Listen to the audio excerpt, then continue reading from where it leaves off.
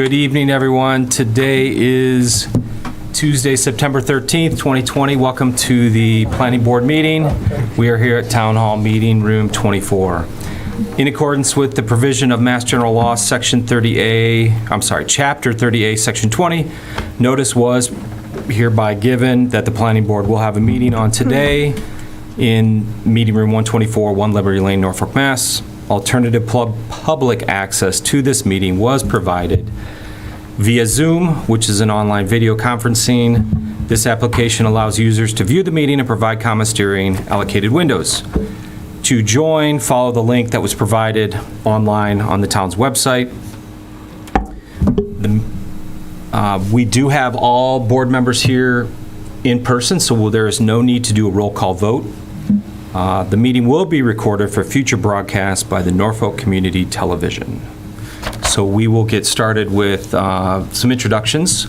So we'll just go around the table. We have our associate, Melissa Mayo, and then we have board members, Gary Sullivan, Eric Diamond, Chris Montfort, myself, Chad Peck, and John Weddleton. We have our town planner here, Richard McCarthy, and our Administrative assistant. Administrative Betsy Fajol. You never know what to call me. I'm sorry. You're just so awesome, Betsy. We do have a couple people here live in our audience, and we have quite a few of you on Zoom. So let's get started with, we need to resume the public hearing for 117 Main Street, the Norfolk Fire Station site plan, special permit, earth removal permit, and stormwater management permit. This was continued from our meeting on August 30th. So, yep. So I'm not sure if you're going to be tag teaming, because I know part of your group is online on Zoom and you're here in person. Yes, Kevin Champagne, Chair of the Fire Station Building Committee. Ron will be more or less quarterbacking the presentation. Okay. But I'll be here to answer any specific questions if necessary. Okay, and I should mention, Phil Parody is here. He is our engineer for the town, so he's on Zoom as well. Okay, go ahead. Ron, you want to take it away? Oh, we can't hear you, Ron.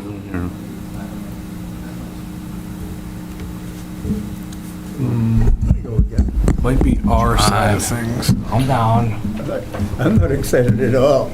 I think you jinxed it. We're working on the audio. We're having trouble hearing Ron.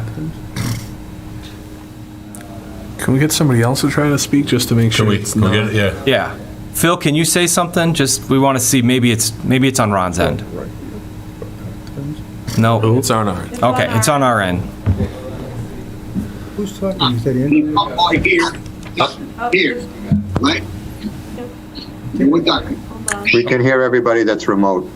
Okay. Hear you. I think we can hear you now. Thank you. You can hear Ron. Okay. So can the host allow me to share, please? You got that? Hold on 1 second. I will. Ron, there you are.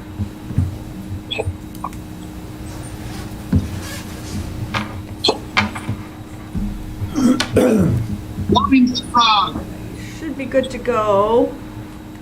Okay. Yep. Here we go.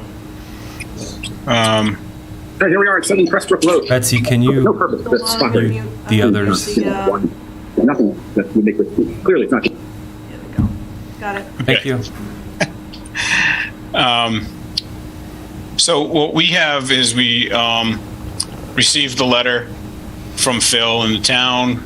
So tonight, what we wanted to do is, and is this large enough so everybody can see it? Yes. Yes. Okay, so first, we'll apologize and say that we have not sent in the revised drawings because we just finished them yesterday and earlier this morning. But what we do have is a list of waivers. And Phil, so you know, this list of waivers is actually on the drawings now that we'll be sending to you. There are now 12 waivers. It's the waiver for parking in front of the structure, for the increased height from 40 to 46 feet, for the allowing of the green belt in conformance with the provision, allowing a modified number of spaces, and we can review that further tonight. Allow for multiple curb types, and allow for the bioretention area without a fence. We do have the hedges, and we have moved it back 10 feet. Allow for the sidewalk to terminate prior to the east property line, allowing for a modification to the survey to exclude the survey to tie to the nearest town marker or bound, since it is actually town land. Provide the names of all the parties of interest, including abutters. We've sent that letter in, and we're just asking for a waiver not to have that all listed on the plan. Allow for the parking lot runoff to flow to the bioretention areas. Allow for the amount of gravel borrow to be submitted prior to the start of construction, as opposed to now, because we know that our calculations won't be what the contractor ends up doing. And allow for the stormwater design infiltration rates to be based on the soil texture class, which was the testing that we performed. So those are the 12 waivers. So the first thing, as we go through the general comments from our last meeting, we've kind of, you'll see here that we said that at the last meeting, either a comment was addressed and closed, and then there are others that remained open.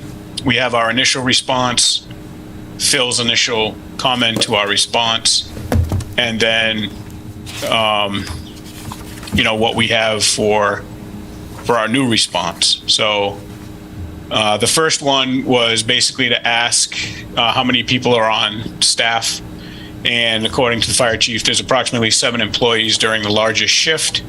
That does not count as a recall, obviously. So then we have subsequently revised, the town had subsequently revised the parking counts to a mixed-use building, and so we've requested a waiver for the number of parking spaces. Since then, we've gone back and used a non-recreational public facility, which has been used by other similar buildings in town, and if you'd like, I can walk through the rationale for that. No, I think that's correct. Some of the other towns have used that, so it'd be nice to see where your calculation is on that. Sure. So if I share my screen with this, so here's what we've done. Again, I'm going to try to make this as large as I can. So F7B6 states that libraries, museums, and other, you see my screen? Yeah, can you hold on one second? Just for context for everybody in the room and outside the room, Yep. We did meet at a workshop meeting to talk about the parking, and the suggestion was to take a look at the police station that was built to figure out how, what parking requirement was used for that, as a suggestion during the working meeting. That's also mentioned at the last meeting. Correct. So that was done, and so the one that Ron's going to be talking about will be based on, was similarly used for the police station. And just for background to let you know. Thank you, Rich. I did talk to Bob in terms of if he did a more detailed breakdown. I didn't see anything in the files, our files for the police station that was, but no, just in terms of context. But sorry, I just Yep. want to. Thank you. All right.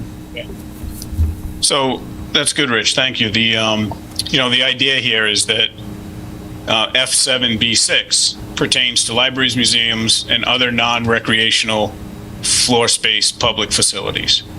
And one could present that a fire station is actually less of a recreational building than a library or a museum. So the calculation for that is 1 parking space for every 300 square feet of usable floor area. Usable floor area is defined in the bylaws as the sum of the horizontal areas of all floor areas of a building measured the exterior face of the walls, excluding the thickness of walls, circulation systems such as hallways, lobbies, elevator, lavatories, or bathrooms, if you will, unoccupied attic and basement spaces, and areas used for the storage of mechanical and equipment for maintaining the building. So what we've done, and we've highlighted these spaces, and we'll be submitting this to Rich. So all those yellow spaces there on the first floor, it's the training room at 429 square feet, the triage room, decontamination rooms, the operational storage, which is non-parking areas, but actual operational storage, and the training mezzanine. And then on the second floor, and that complies with, we've taken out all of the circulation systems, attics, basement. So you'll see here that the lobby is not counted, the bathrooms are not counted, the stairs, the elevator, mechanical rooms, and storage rooms. And then when we get to the second floor, we've done the same thing. So all of the blue is kind of the operational areas. We've taken out the hallways, mechanical space, the elevator, the stairs, the toilet room. And then we've taken out the hallways in the living quarters, as well as the bathroom and the mechanical spaces and the other stair. So when you take those spaces out and you add it all up, you get to 6,718.4 square feet divided by 300 square feet. The requirement is 300 spaces. And just as we presented back, 23 spaces. I'm sorry, what did I say? 300 spaces. We're trying to get less, Ron. Yeah. So 23 spaces, and we've actually asked to be able to build 30. So, because that's what the fire department needs. The only other thing that I'll throw out there, just for consideration as you consider the special permit, is there are two other items that are noted in the bylaws, and one has to do with attribution of parking spaces. So if we were to,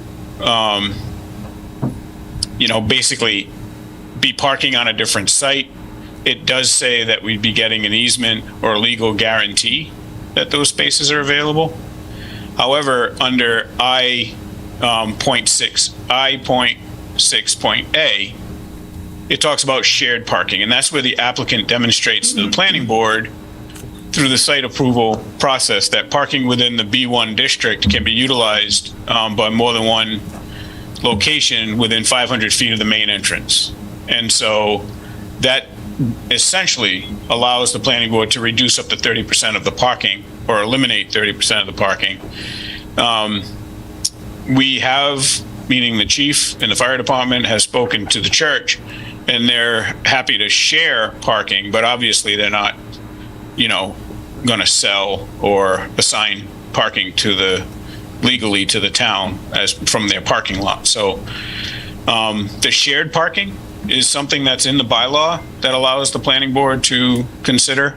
So with that being said, though, you said the point that you said there was demonstrating it. So last time we met, the request was to get a letter from the church stating that they would share. Has that been? Chief, have you? I can speak to that. So Mr. Hanson is out of town, but we did speak with the church. I believe because of the back and forth and some of the miscommunication, they were reluctant to do anything until we kind of had this meeting and kind of formed to discuss it. Although we, in discussion, they were like, they're fine with sharing, but they are definitely not on board with any type of deed restriction or anything that would, hurt their ability or negate their ability to use their space how they see fit. So we went over that and explained that. And Ron was actually on the meeting where Mr. Hanson did attend, and we made that point clear. He wasn't able to participate tonight because I believe he's in Europe, if I'm not mistaken, is what he told us. He wasn't going to be around. I did have the opportunity to speak with the new pastor there. We didn't get into discussing details of this, but, us being good neighbors to them being good neighbors to us, it was something that was definitely, an in-kind agreement or sharing is something that's definitely on the table. They just wanted to make sure that in no way were we trying to make some type of deed restriction or anything legally binding, if you will. Okay, good. And then alternatively, it said within 500 feet of the entrance, right? So that brings into discussion whether or not the town would let the town use the old town hall parking lot as well. The The old town hall is outside the 500. It's outside of 500 feet? Yeah. Okay. I think it would be outside the 500, yeah. So our presentation tonight is to essentially say that there are obviously a couple of different ways you could look at this. We believe, or we request the board to consider, that the fire station is no different than the library, the police station, or other non-recreational floor space public facilities, which allow this type of calculation, which gets us to 23 required spaces, and then allow us to, build 30 spaces. Using the other way, which is a mixed-use building, we can obviously review that again, but, one example is the bylaw for residential use actually states 1.5 parking spaces per dwelling unit. So whether there's 9 bedrooms really doesn't matter, right? Because it has nothing to do with 9. It has to do with one dwelling unit. And this, if you wanted to consider the fire station as a dwelling unit, it has one kitchen, it has one living space, one dining room, and 9 bedrooms. So essentially, we would consider that one dwelling unit. Just happens to have 9 bedrooms. It still has the one kitchen, still has the one day space or living room, if you will, and one kitchen. I think the only reason why it falls out of that category is obviously the chief would be asking for 30 parking spaces, not 1.5 for that one dwelling unit. And then when it comes to the storage and the industrial use and so forth, again, it's not public floor space. Like nobody in town or nobody outside the fire department could go and store their stuff there. So, that was the conversation we had with Bob, and we understand his point of view. We're just asking to consider our approach. Any other questions from the board on that? If you want 1.5 parking spaces, go that route. No, I think you're good with the 30 spaces personally with this calculation shown on the plan. What is this deeded parking spot as compared to shared parking? Are those two separate parts of the bylaw? Ron, would you? Yeah, I believe they are. I'm asking Rich. Yeah, he took, He pulled it out. he has the excerpt for it in the zoning bylaw. Okay. Yes, yep. So there's deeded parking that actually counts in the count, and the shared parking, which is within a 500-foot radius. Radius. Of the Yep. spot. Okay. So with the 500-foot radius, you get 20-something spaces required? 23. Yeah, something like 23. Using the shared spaces or not? Not Not. So what I had asked before, because it's kind of, we're not bylaw folks, but what I had wanted to do, because you've got the zoning enforcement officer, who is the bylaw person, who is requesting 50-something, whatever. And he's got the detail broken down. What I wanted to see, I just wanted to see because we normally have to go by the professionals that work for the town. We wanted to see where your differences are, Ron, in the calculation. So which items are you disagreeing with Bob and the reason why, or state the bylaw section for the reason that you're disagreeing with him, or is this just a whole different reading of the bylaw? Yeah, so I'm going to pull up and share the bylaw. Well, we're not bylaw pros. I was just asking where we got the ruling from him, which is his job. Yeah.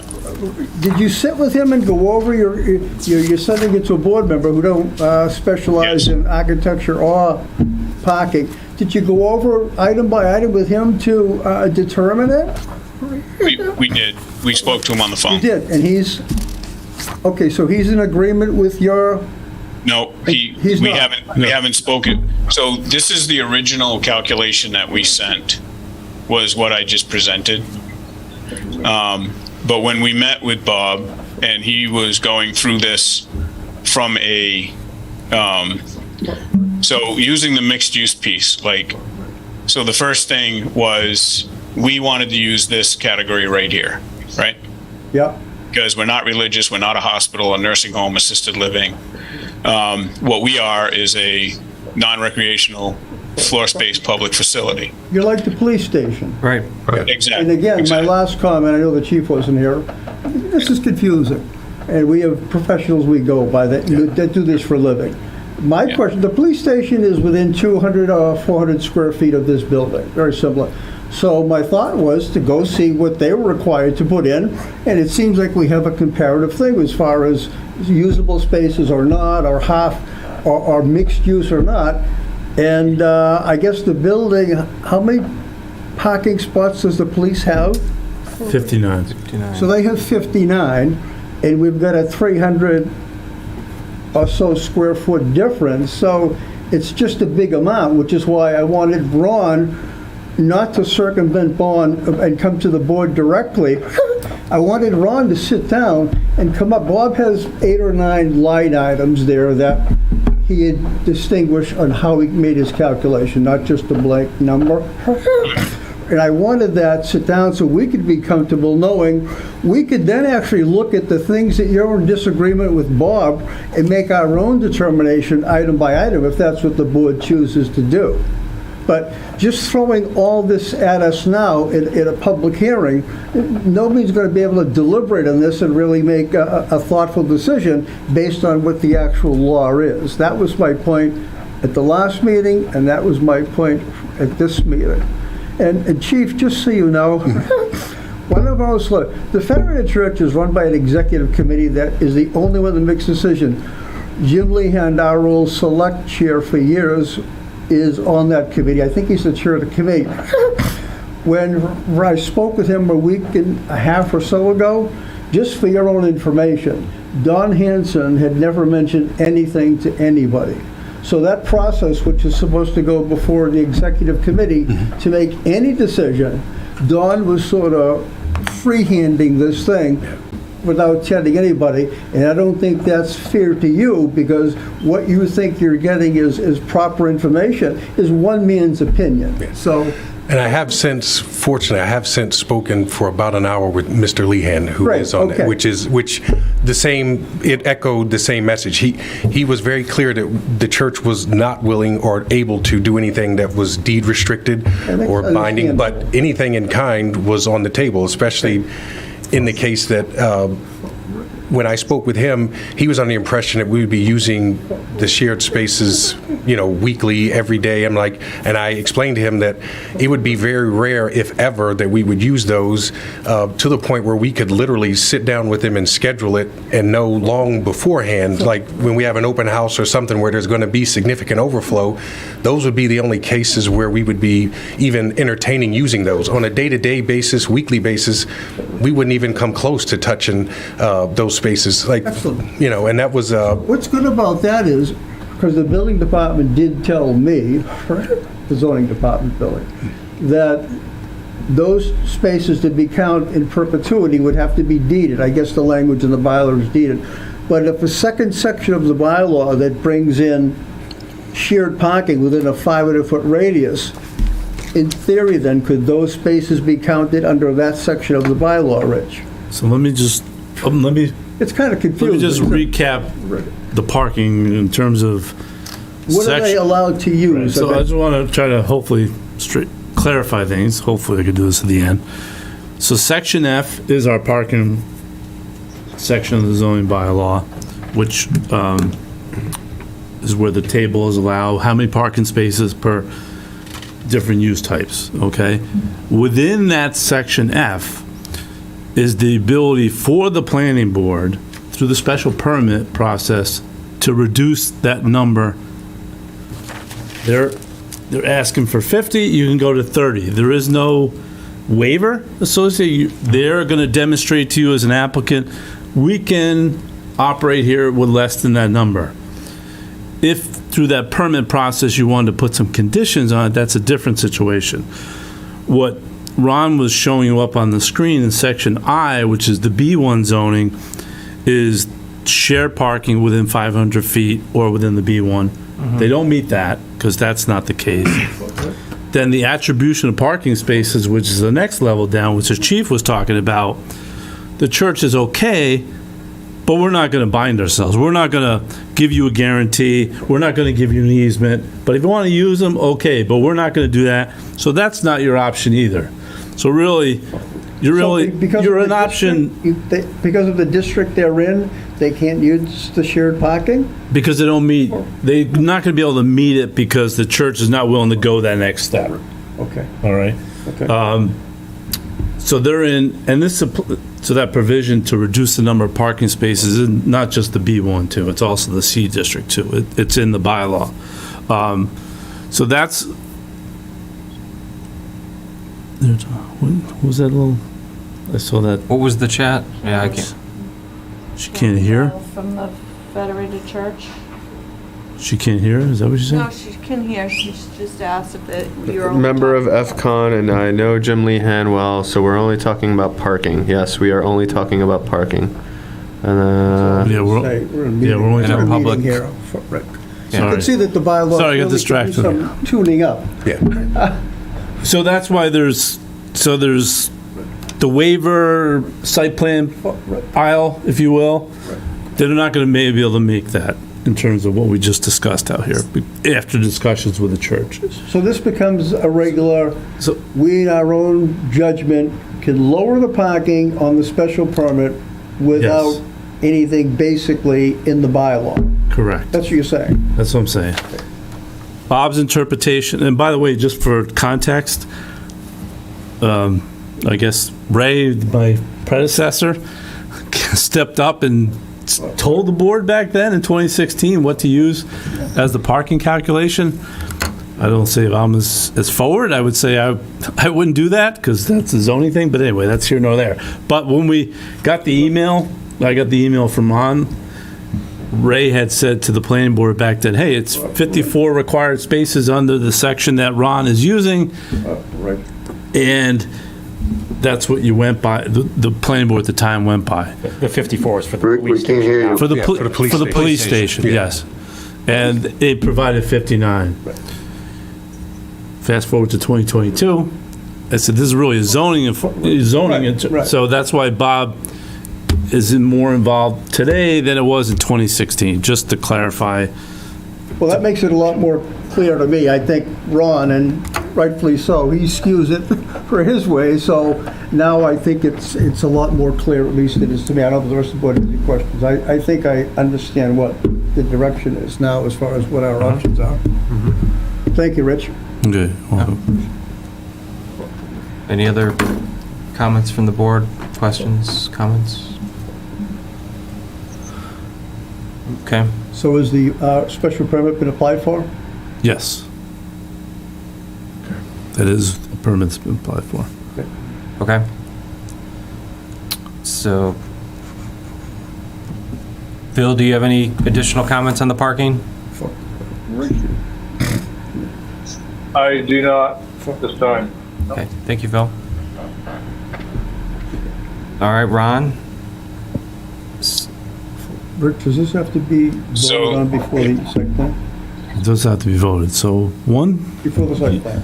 yeah, it'll be part of the, so I think you might want to consider, I'll call it a litmus test to this requirement to see where you're at. So it's going to need 4 out of 5, a special permit. So this is a pivot point in terms Sorry. of where so 4 in favor of the reduction to the number out of 5 of you. So it's not an official vote, but we... Not an official vote, but We need to test the waters here. Are you If there isn't- satisfied with... so if there's not 4 of you, Right. it fails by lack of a supermajority vote. So 3-2 doesn't work, just for the record. Just to let, based on my longer history than the rest, in the 10 years I've been here, we have never relinquished one parking spot. Not to say that has anything to do with this vote, just it shows you the predicament we get put in. That's my main point. Sure, and Because parking's really important. And as I said before, theoretically, I agree with Aaron said. People are going to come to an instructional visit and there may be perhaps 20 extra cars or, I don't know, I'm guessing for Rick. They're going to find a spot to park. It may not, it won't be probably on the premises, but there's enough budding properties, including the MBTA, to find a place to park. Unfortunately, the bylaw, like I had mentioned, has parameters that you have to work within, so, but in real life, as I see it, they're gonna find a place to park. Yeah, I think just from my perspective, not just as the chairperson, but just as a resident, I think what Ron's trying to do here is, Bob said calculated 56 spaces, recommended we go for a special permit, so Ron's just trying to lay out how we came up with the 30, the background of how we came up with the 30 and why we think it's a good number. I also agree with you, John, that, if some more spaces were needed, I think it's that the fire station centrally located, there's plenty of extra places around town that people could park and They'll be at Silla's walk to the site. and getting a coffee and coming down to the beer. To inject a little humor into this, since they're public safety officials, most people aren't going to tell you to move compared to me. I'd be ticketed. But anyway, for what it's worth. So Ron, were you planning on getting with our zoning enforcement officer to kind of go through the discrepancy, I guess you could say, between his calculation and the calculation you just presented, using it as a non-recreational public building? We have.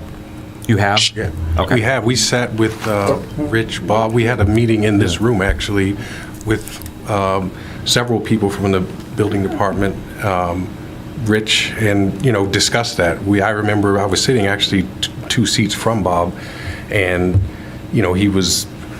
he said you're going to have to go for a waiver because the way he evaluated it was not as a municipal or non-recreational municipal building. He evaluated as mixed use. And we had some discussion back and forth because I was like, the public can't use any of the bay space. They can't use, none of that is, my firefighters can't even use that for storage of personal items or public items. It's all town-owned material and property. So we did have some healthy kind of debate or discussion back and forth about that during that meeting. Let's call up Bob Bullock's breakdown on spots, and let's go over the areas that he's assigning, if you don't mind. Yeah, that's Let's go over the areas that he's assigning parking spots to, and let's talk about those areas that he's assigning parking spots, so if that's okay with everybody. Yep. So Give me an idea of where's the difference. Ron, can you make that bigger on the screen?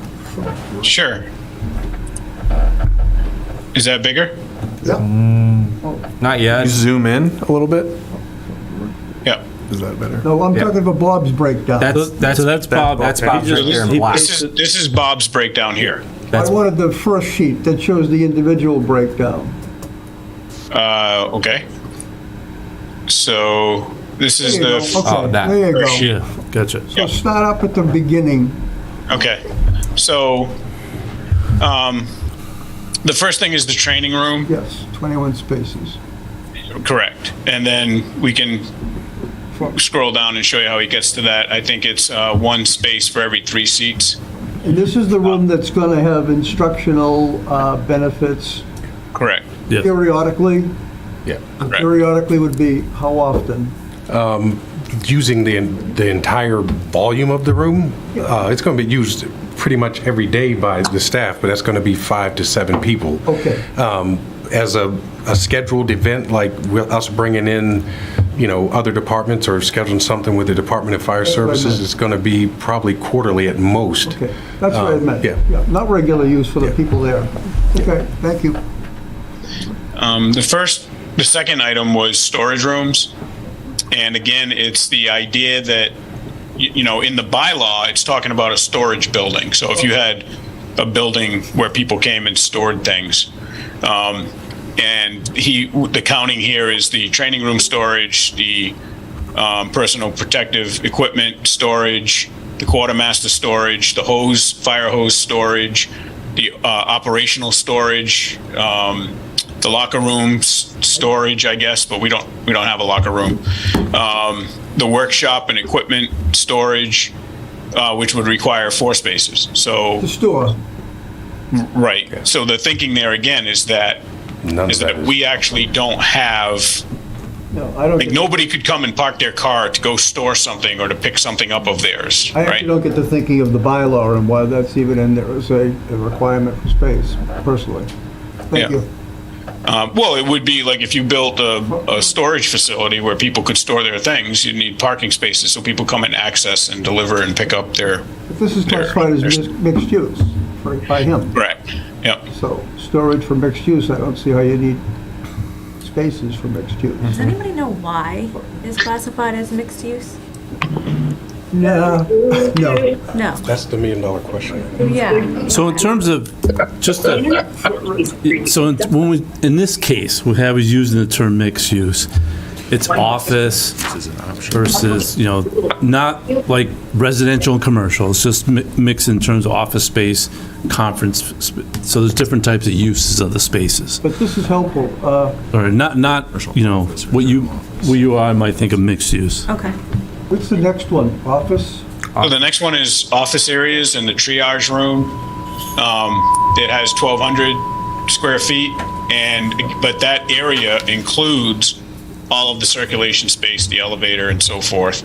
That's why his number's higher, and it's 300 square feet per space, so you end up with 4 spaces. And the office space would be for the administrative person? Yeah.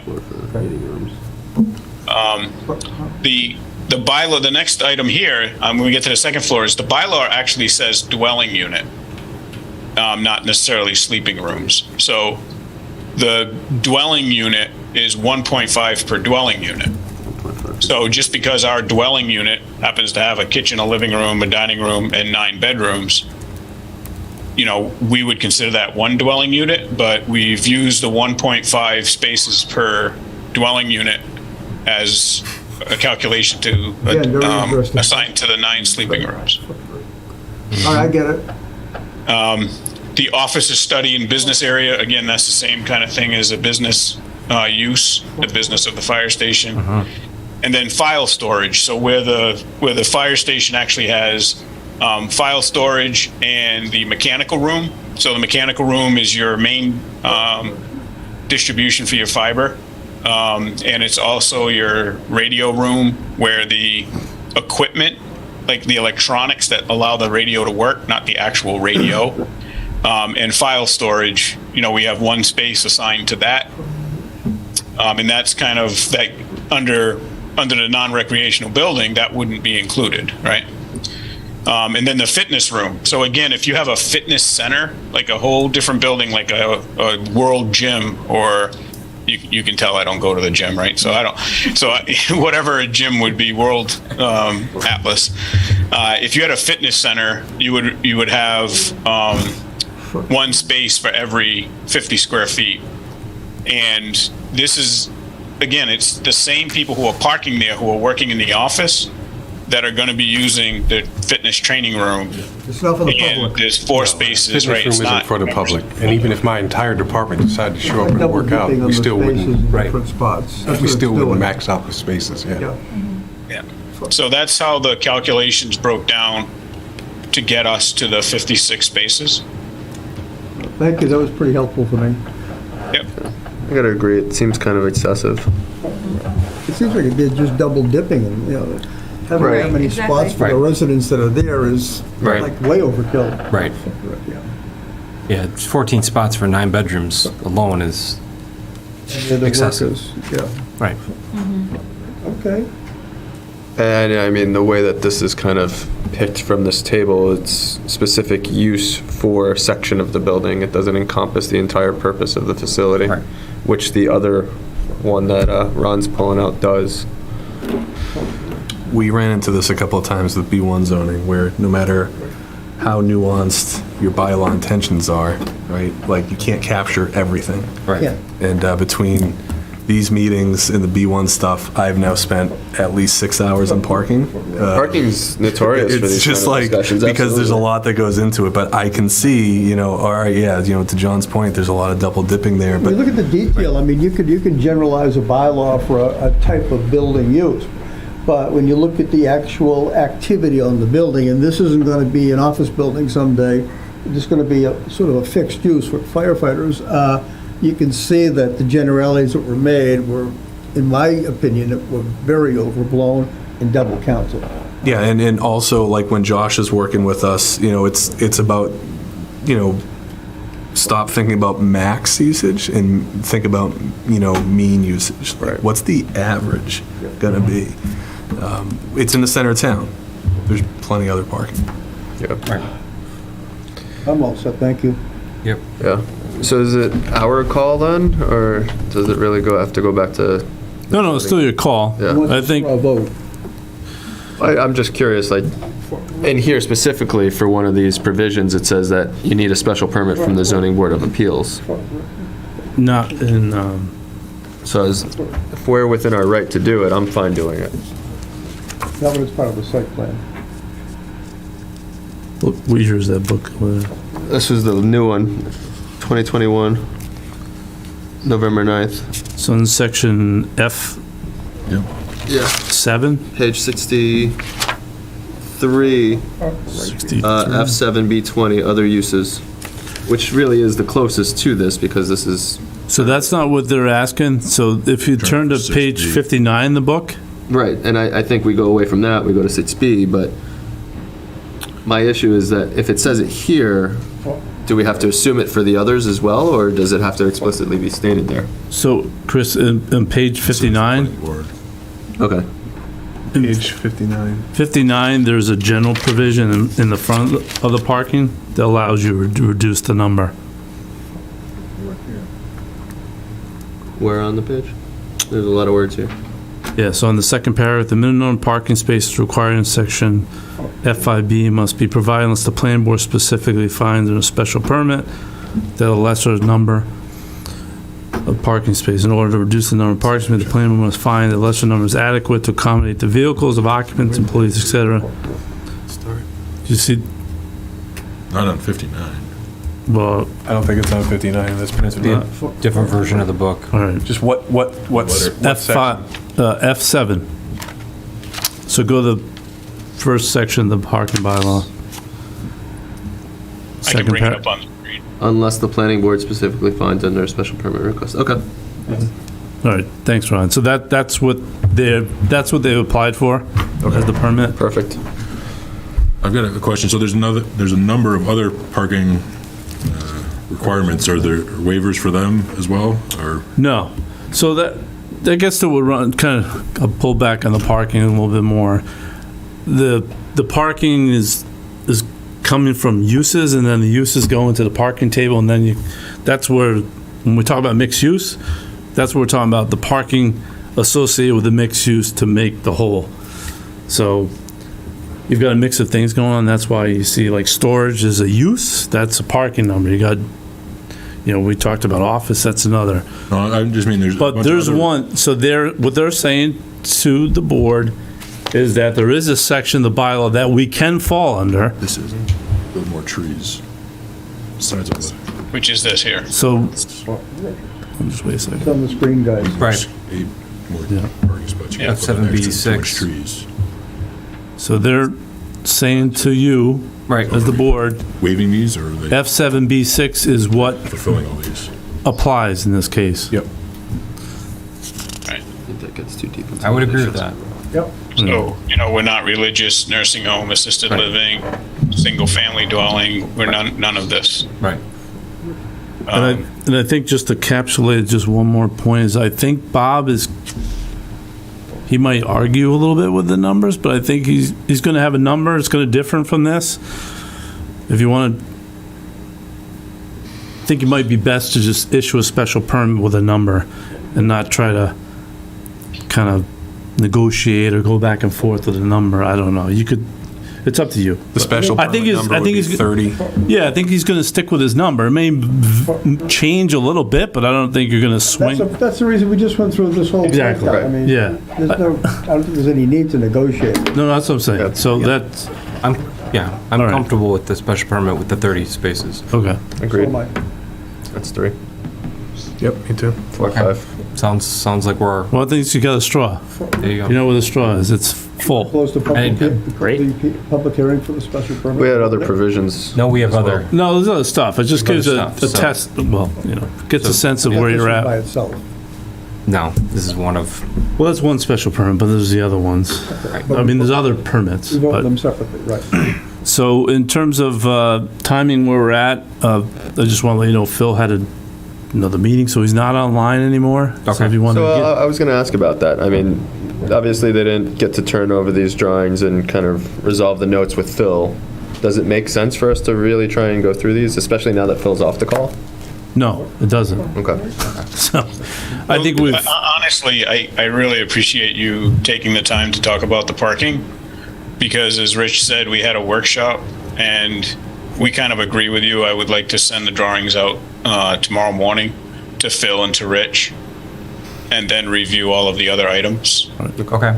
after they've had a chance to look at it. But the parking in particular is something that we discussed at the workshop, and we did a bunch of homework for, and I think that was, Rich, correct me if I'm wrong, but that was kind of a big topic for tonight. it was a big topic. I That think was awesome. you've kind of narrowed it to now where they can go through it, Phil could review it, and we can work towards preparing a draft decision for you for the next meeting. Okay.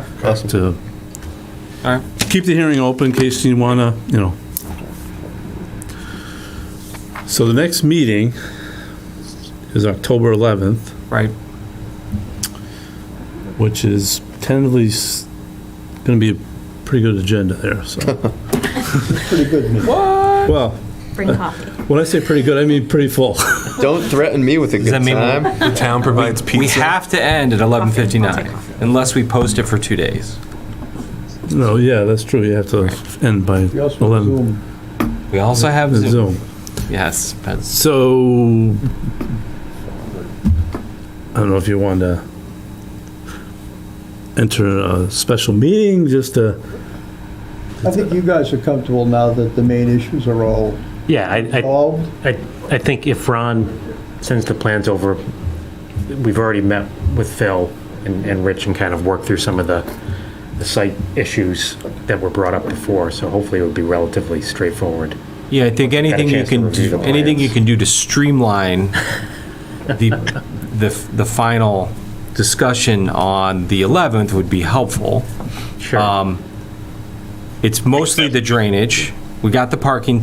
I think we're all in agreement with the parking. It's the drainage. I did have one question. Why do you not want to list the abutters on the plans? We can do that. I was just curious On why. at the last meeting, someone had suggested just to get a waiver, but we can take that letter of abutters and list it on the drawing. That's not a problem. It's just easier. Yeah. Yep. And then there was another piece around renderings of the exit and the landscaping plan with and without the trees. Correct, and we have sketches for both that you can see, and we can send them both in. Yeah. We never got a comment letter from the design review board, did we? yeah, We did, because it's been the quite a design while. review board reports to the planning board. We're the ones that actually make the decision. It's that power thing, and the color and all that. Chief and I know someone that we can talk to. Yeah, I know. He was at the last meeting. Right. It was quite a while ago. Yes. It was a while ago. Did we ever see their comments? You did. We did. I don't, I'm not sure if we The really what? discussed No, them in You guys ever detail. decide on the building color yet? We have, it's a version of white. The exact color of white has not been determined yet. There's only 90 colors of white. Right. Yeah. Anything else? Red doors or something? Red doors. Yeah, Ron, do you want to bring up That'd be great. you have it? Sure, I mean, Beautiful drawing. if I can find that real quick. We have 91 versions of the exterior, so. I probably can't describe it as well as the picture will. I know from being at Discovery Day, there was a lot of public comment that really asked about red doors, which I was shocked, because I really wanted red doors, and the rendering I have on our little project board that we do for information purposes, the doors are white. And I was like, no, the doors on the latest rendering are red, so. What did you guys do with that big gray centerpiece? Wasn't the middle petition? the Yeah, middle we've kind of section been gonna be- alternating the gray to try and offset a pattern between the gray and the white.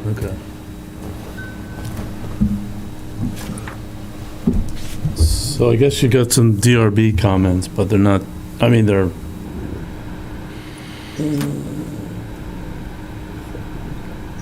did you consider So- planting a tree or two in the paved flag area? Ornamental in scale? Yeah, this is not quite because this, we've been talking about, oh no, this is, I believe this is it because there's the black fire truck. So, so this is what we're talking about. And like we talked with the design review board, the color of gray, the color of white, we're going to do some paint mock-ups so that we can pick the right color and everybody can be accepting of it. And this is where we're at right now, just in terms of color, if you will. The mock-ups would be during construction. Right. So the mock-ups will be during construction. We'll put in the contract that we want the owner to paint 3 or 4 different colors just at the, just so that we can pick a color in the daylight, see it on the material, and then approve it so they can keep going. Is this building going to have any cells? No. Cells?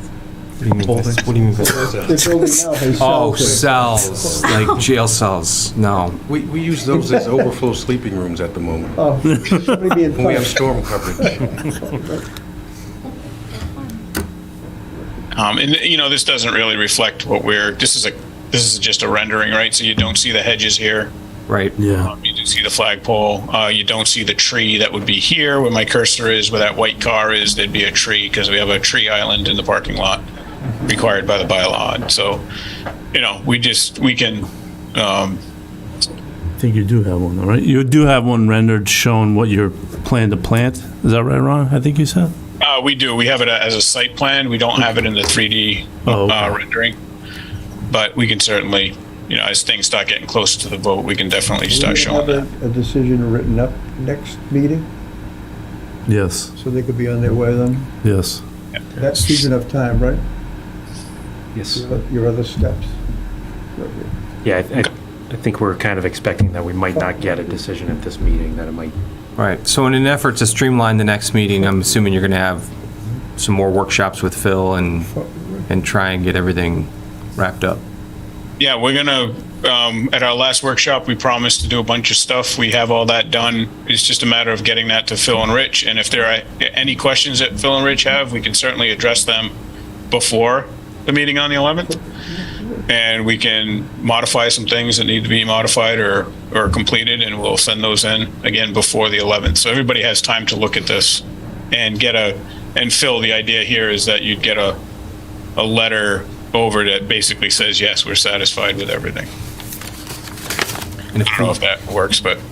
Yeah, I would say if we could have that final letter, like not the day before our planning board meeting, if we have that, say a week in advance or even more, that way we can, if there's any last minute questions, we can address those. Okay. I think the day before is Columbus Day, so we'll want to get it in. Yes, so that's right.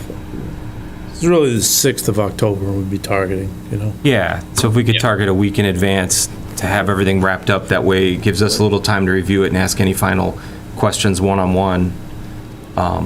Again, just in an effort to streamline the next meeting, because Rich is scaring me that this meeting's going to be painful next month. So. Should be quick. Should be quick. Awesome. Any other, Phil, do you have any questions? I see you're back. I guess he never left, perhaps. I guess he never left. This Do you have didn't change anything? my recommendation, though.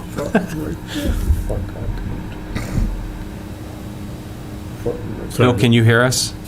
Yes, I can hear you. Sorry, Okay.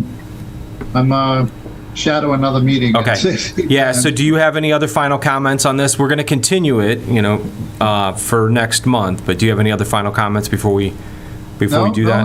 No, I think as we work through them, I'm going to offer a draft once I've reviewed everything I've done, and then maybe some back and forth if we need it. But Okay, thank you.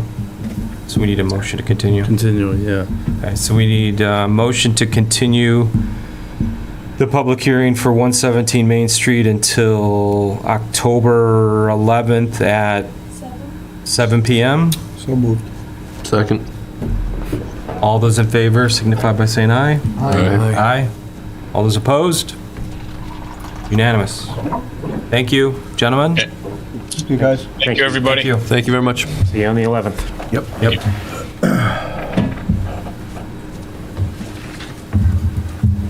So we have a public hearing for 7:30. We're running a little behind, sorry about that.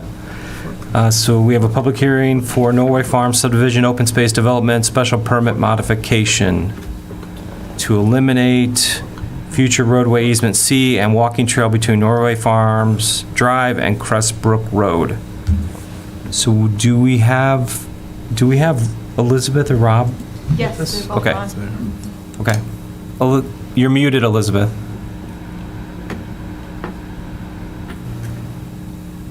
You're still muted. Okay, there we go. So Yes. I'll start with a little bit of a backstory.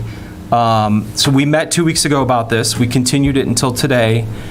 Since then, Rich and I met with Rob Kane from Norway Farms and walked his part of the trail and discussed what the request was. Then yesterday, Rich and I met with the Rileys and walked their part of the trail and discussed the plan to eliminate to basically cover up the trail and do away with it as well. So that's what's bringing us here today, is to finalize that piece. Now, Elizabeth, I know you have the whole remove the easement stuff as well. So can you give a quick overview of what you're requesting on the plan modification? Right. Well, good evening to you all. It is my understanding that there's been an agreement reached. Richard, who has put so much time and work into this, which we appreciate, has come up with an acceptable scope of work, at least acceptable to the applicant regarding what is happening on the easement on the Riley property.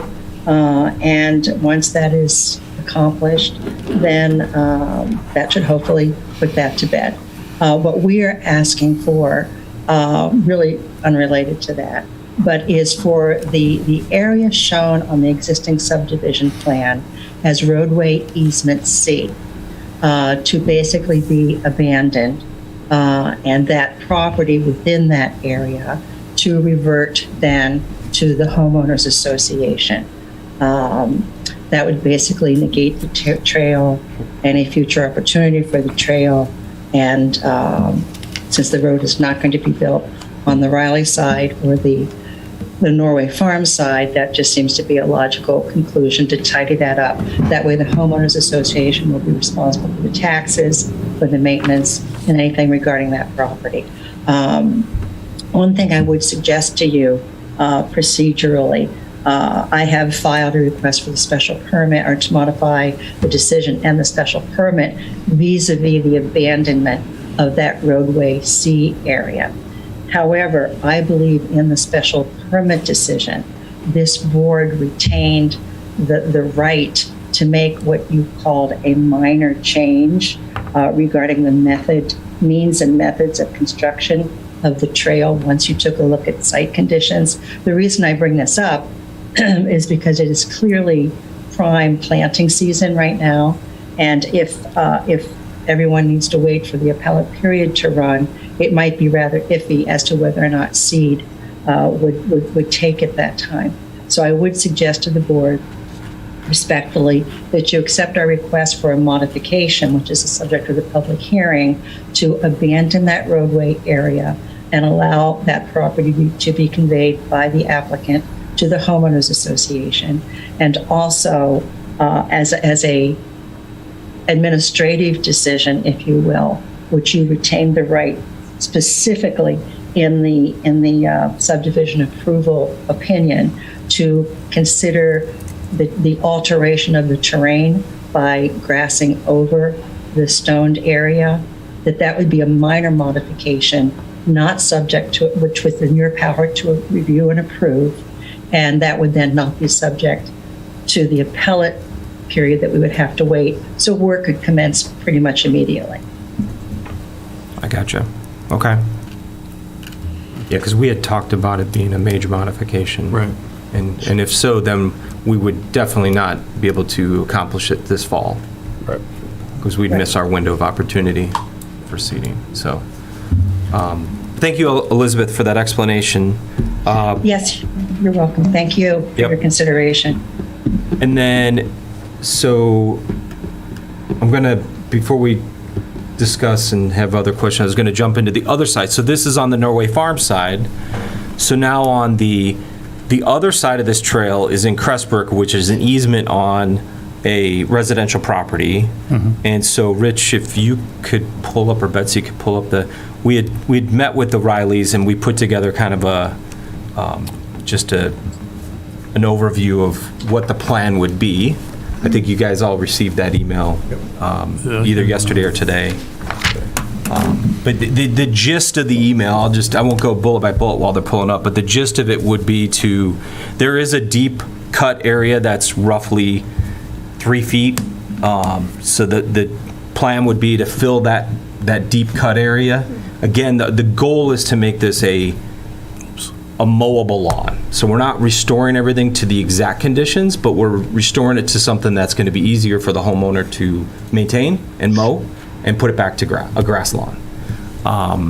So there is this deep cut area. It's not the whole length of the trail, it's just a portion of it. Fill that in, cover the trail with 6 inches of loam, seed, fertilize, and move on. So that is the...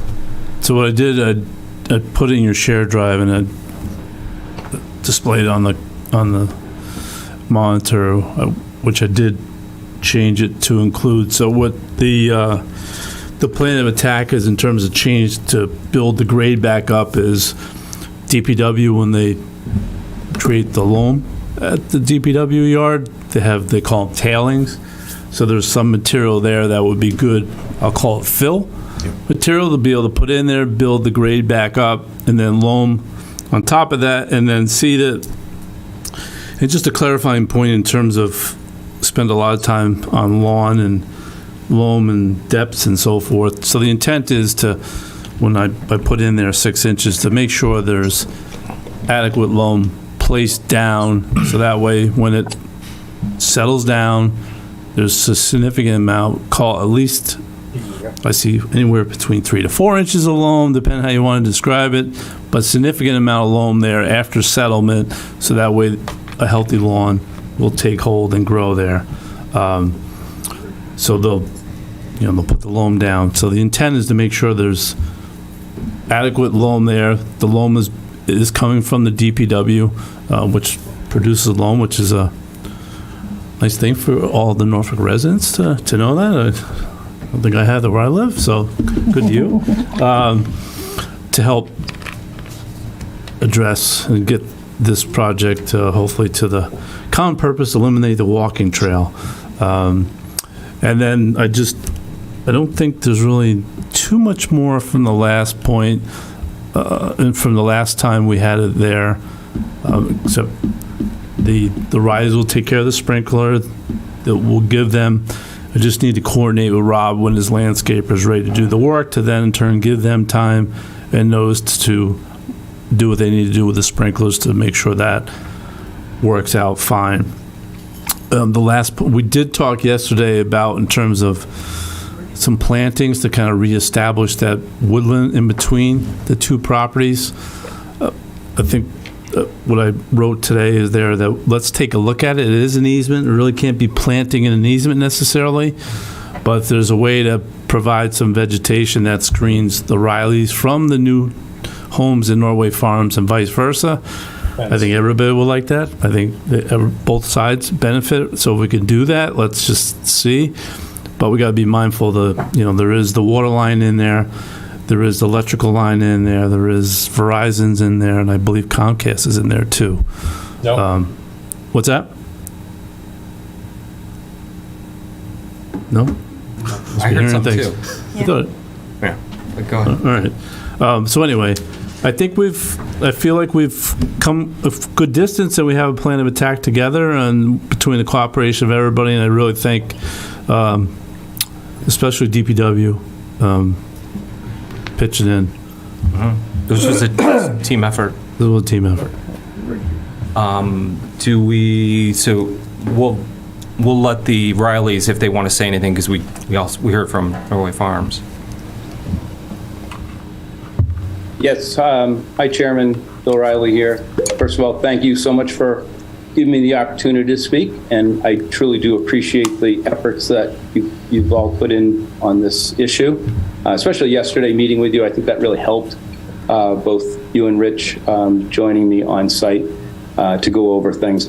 I thought that was helpful, I think, for all of us, just to kind of get a clear picture of things and see what we're facing, and I think we came to some good common ground there on that. So I see the modifications that Rich has worked on and continues to, and some things are still a little up in the air, but they seem like they're all going in the right direction. So I think we're... What's up in the air? I'm sorry? Just the issue with the trees I'm speaking about, but I agree with Rich. You can't be planting trees on, pipes and things like that. That's not what we don't want to complicate things. But it sounds like we're dealing with that issue in a way that we want to just address it so that it's not just this open area. And I'm sure there's a way we can do that without interfering with the easement materials that are running through. So yeah, I think that we're in good shape on this, and again, I appreciate you guys coming out to take a look at it and seeing it firsthand. Okay, thank you, Rob. Questions from the board? Discussion? So are we comfortable as a board changing this from a major to a minor plan modification? Absolutely. Okay. Any discussion then from anybody in the room, anybody on Zoom? Just the stipulation that once we vote on this, this is gone next year. If the loam compacts, we're not dealing with it. This is something that will be taken care of outside of these doors. Yeah, this is a plan of action for one and done. One and done. And we're agreed on that on both sides, right? Absolutely. Okay. I mean, we've talked about the timing, that's up in the air. I realize things have to be done. We agreed that if it drags on, it would be better to continue this into the spring. Ideally, you'd rather plant in the grass seed in the fall. Right. Yeah. And so, but we need to get going on it if it's going to get done, because the problem with it last time was that it was done very late in the season. Right. But that's what we discussed. It. That's fine. We're okay with that. Yep. We just want it done correctly. Agreed. So time is of the essence. And we had a draft decision marked up? I did. I put in the share folder. I think... So we'll need to first close the public hearing and then vote on the draft decision. So is any other comments before we close the public hearing? Yes, Elizabeth?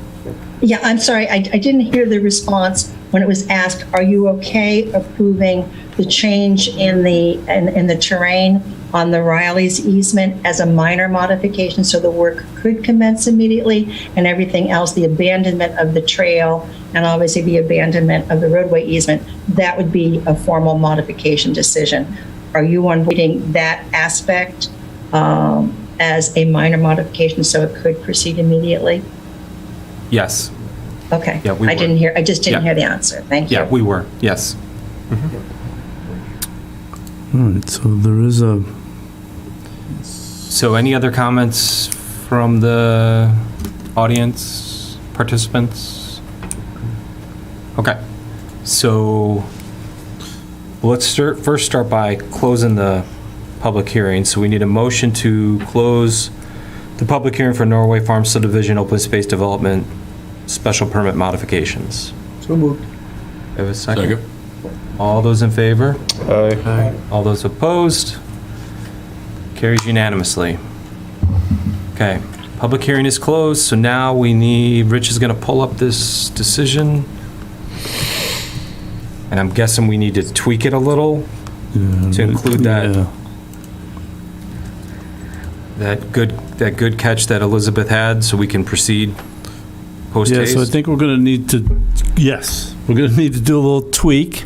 So I think it's gonna be a vote subject to, so we can tweak it, and then you can review it and then sign it, I suspect. Because I don't think we structured it You get a vote of minor modification too, correct? Yeah. Well, Go ahead. if I may, I mean, the treatment of changing the surface, if you will, is what I'm asking to be treated as the modification. The abandonment of the construction of a trail, that certainly can be within the decision, and I think that's what the decision says. It doesn't say anything about changing the surface or anything of that. So I think it's really two different issues. I don't know that the decision really needs to be changed because that aspect is not addressed, I don't believe, in the decision. That is simply a minor modification of what the applicant was supposed to do with the trail. Okay. Then your decision is saying, by the way, we're going to abandon the trail, but that doesn't have any impact on what he's doing on the surface at that area. So just to, You follow me? I think so. To clarify, you would ask the board would be voting as the minor modification to the specifications for the trail, Exactly. and then they'd be taking a separate vote on the special permit. Right. Special permit and modification Of the definitive subdivision plan. correct, to delete the requirement of the trail and any further work, and the second part of that, to abandon the roadway C easement and allow that to be conveyed to the HOA. Okay. Well, Rich, there's, So I don't think the decision really talks about, It does, yeah. I think you're right, Elizabeth. yeah. Now, you do have scope of work for the removal of the walking trails attached. Now, that we've already agreed upon, I believe, so you could attach that to it, but I don't think that necessarily needs to be part of the decision. Okay. Rich, we had a public hearing for the change of the walking trail. So that being said, isn't that a major modification vote? So to be, For the abandonment of it, yes. for the abandonment, yeah. change- I mean, Yes, yes. Right. So we are going to need two motions. The first motion is a minor plan modification for the surface treatment of the walking trail. Elizabeth's talking, I don't hear her. What's that? Elizabeth, Our microphone did that thing That again. microphone thing, we gotta switch the Zoom. Oh,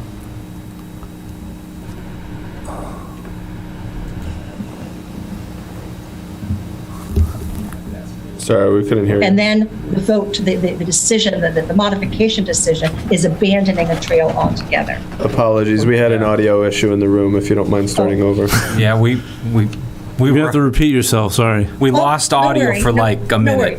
worry. Reading from the original decision, the subdivision approval decision, it reads, the trail, oh, can you hear me? Yes. Yes. Yes. Okay.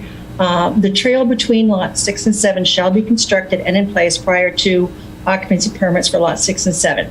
The means and methods of construction shall be determined based on site conditions. Such means and methods of construction shall be considered a minor change to be reviewed and approved by the planning board. So what I'm suggesting is the board administratively decides to change the construction method of that trail by an administrative decision, which is not part of the modification per se. Then, what is part of the formal modification is the decision to abandon the trail and delete the requirement for the applicant to provide the trail. I think they're different issues. Okay. And the only reason I'm proposing this, because that's the only way, and I think you absolutely have the authority because you specifically retained it in the decision, in the initial decision. This is the only way that work can start pretty much immediately. Otherwise, we have to wait for the appeal period to run. And that's when it's going to become chancy as to whether or not the seed will take at that time, from what I understand. Okay. It's understood. So then the administrative change is the specifications to the trail, which is the first vote. And then the draft decision that you have will be The second vote. the second, which will be the formal one to abandon the walking trail and the roadway C and the special permit. Exactly. So having said all, or listened and heard all that, I think you're okay with what we have drafted Yep. for you. That's in your share drive. Yes. So we need the first motion, we need a first motion to, Vote to make an administrative change yeah, to the... vote. Do we have to vote close make any it a- hearings? We already closed the hearing, Okay, yeah. yep. So we need a vote to make an administrative change to the, I don't want to be uber technical. There is no hearing on this vote you're doing. Right? Yeah. You're just doing an administrative change. Cool. So put that over here. Okay. And then we'll go to the next one. How's that? Well, go ahead. we're voting to do an administrative change in the, what was it, the surface treatment of the trail? Specifications. Specifications of the trail. For the trail. Okay. So do I, so I'll make that motion then. Well, you'll entertain a motion. I'll entertain a motion. So moved. Do I have a second? Second. All those in favor? Aye. Aye. Aye. Okay. And then the scope of work So then the second motion, is a condition, or the substance of the work, what we have outlined with that administrative change. No, so I have to make, wait, so we get 3 motions now? no, just include it. So I need to amend, let me amend the, Yeah, I should have. oh, sorry, Make a minor make an administrative amendment to the definitive subdivision plan to include, I don't have it on the screen, if I want to share it, the scope of work for removal of the walking trail as revised as of 9/13/2022. So I'll entertain them. That's a mouthful. So I know it's a- I'll entertain a motion I was trying to be helpful, maybe I amend wasn't. the administrative specification of the trail to include the scope of work that was outlined in the trail elimination dated 9/13/2022. Does that pass muster? Is that good? That close? That's great. Okay. Great. That's great. So I'll entertain that motion. So moved. Do I have a second? Well, if you repeat it. All those in favor? Aye. Aye. Aye. All right. So motion Nice. Thank you very and much. amended. All Now, Do another one. Part 2. now we need a motion to approve the modification to the previously approved definitive subdivision plan and special permit. As delete. so, what's that? To delete. Eliminate the Well, walking trail. To, well, it's to eliminate the, Just pause 1 second. I'll put it on the screen. You can Yeah, see there we what's go. in the little back paragraph, or the, hold on a second. So.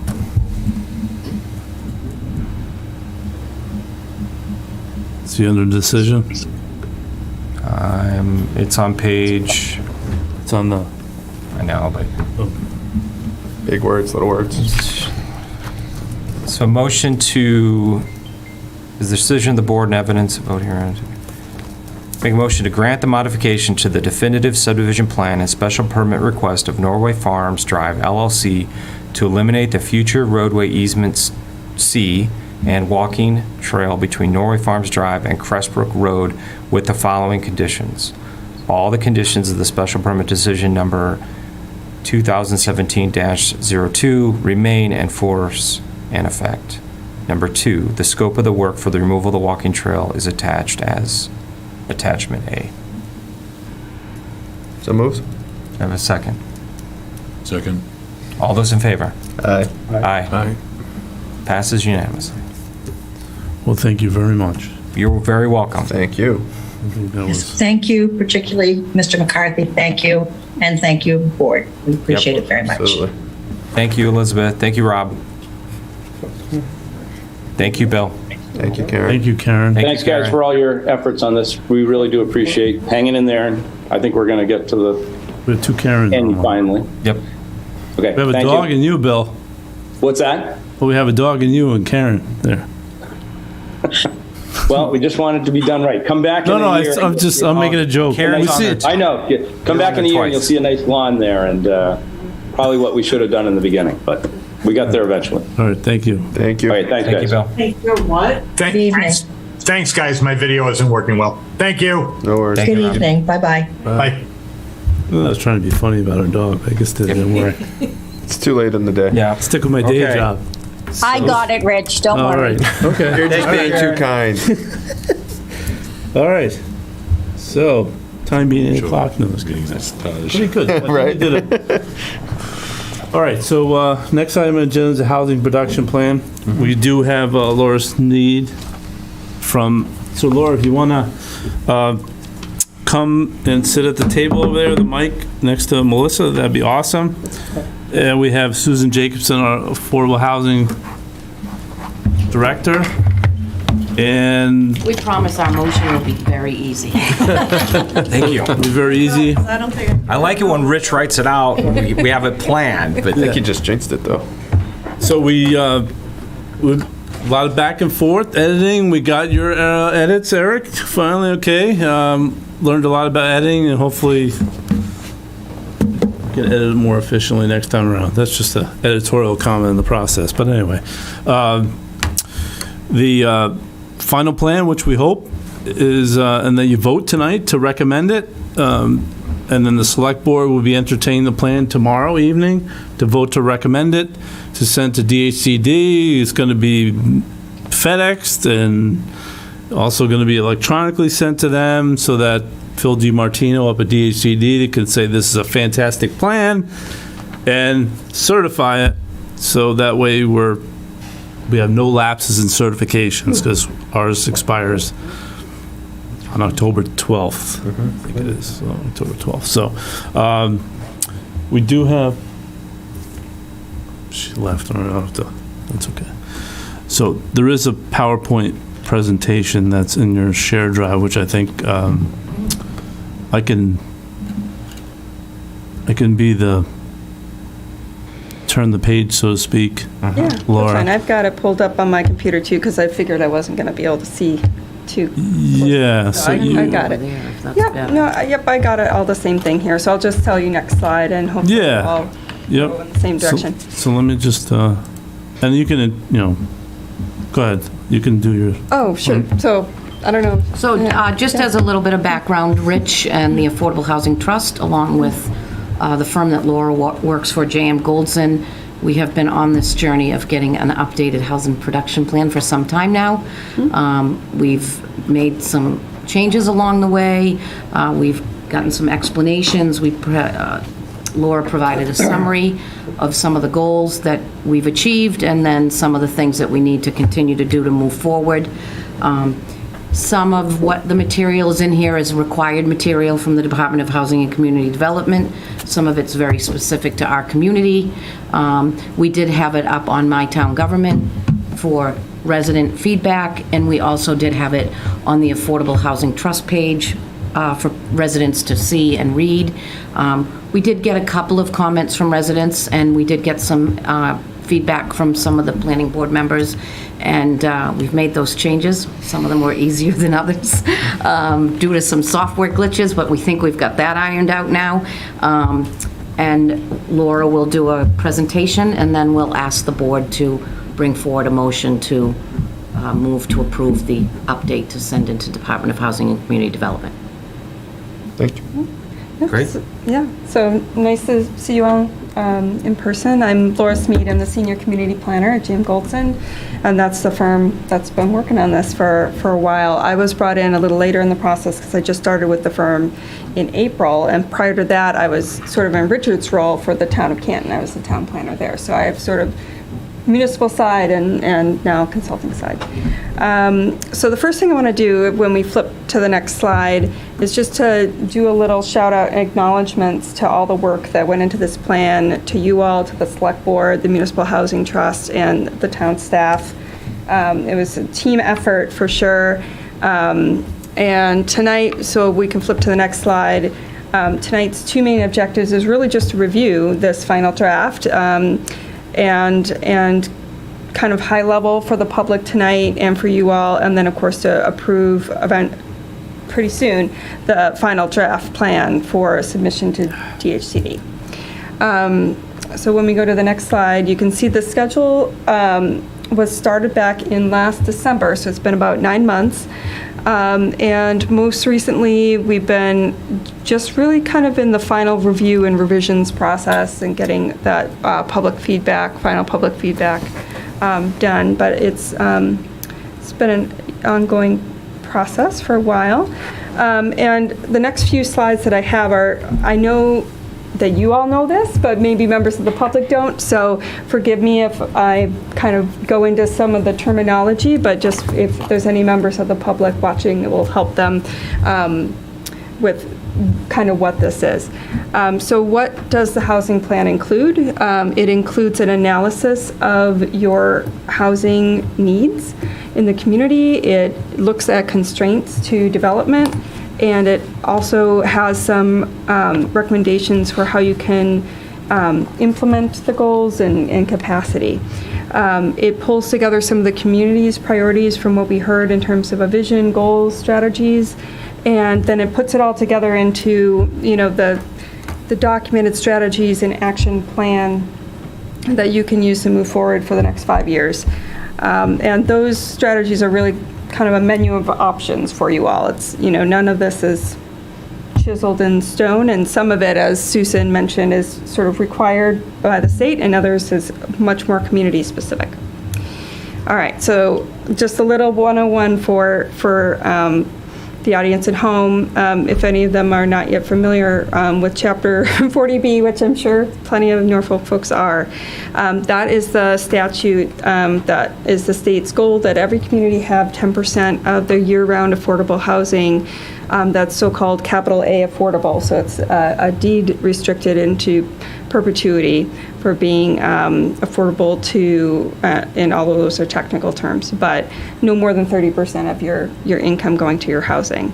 And you all are at about 6% right now.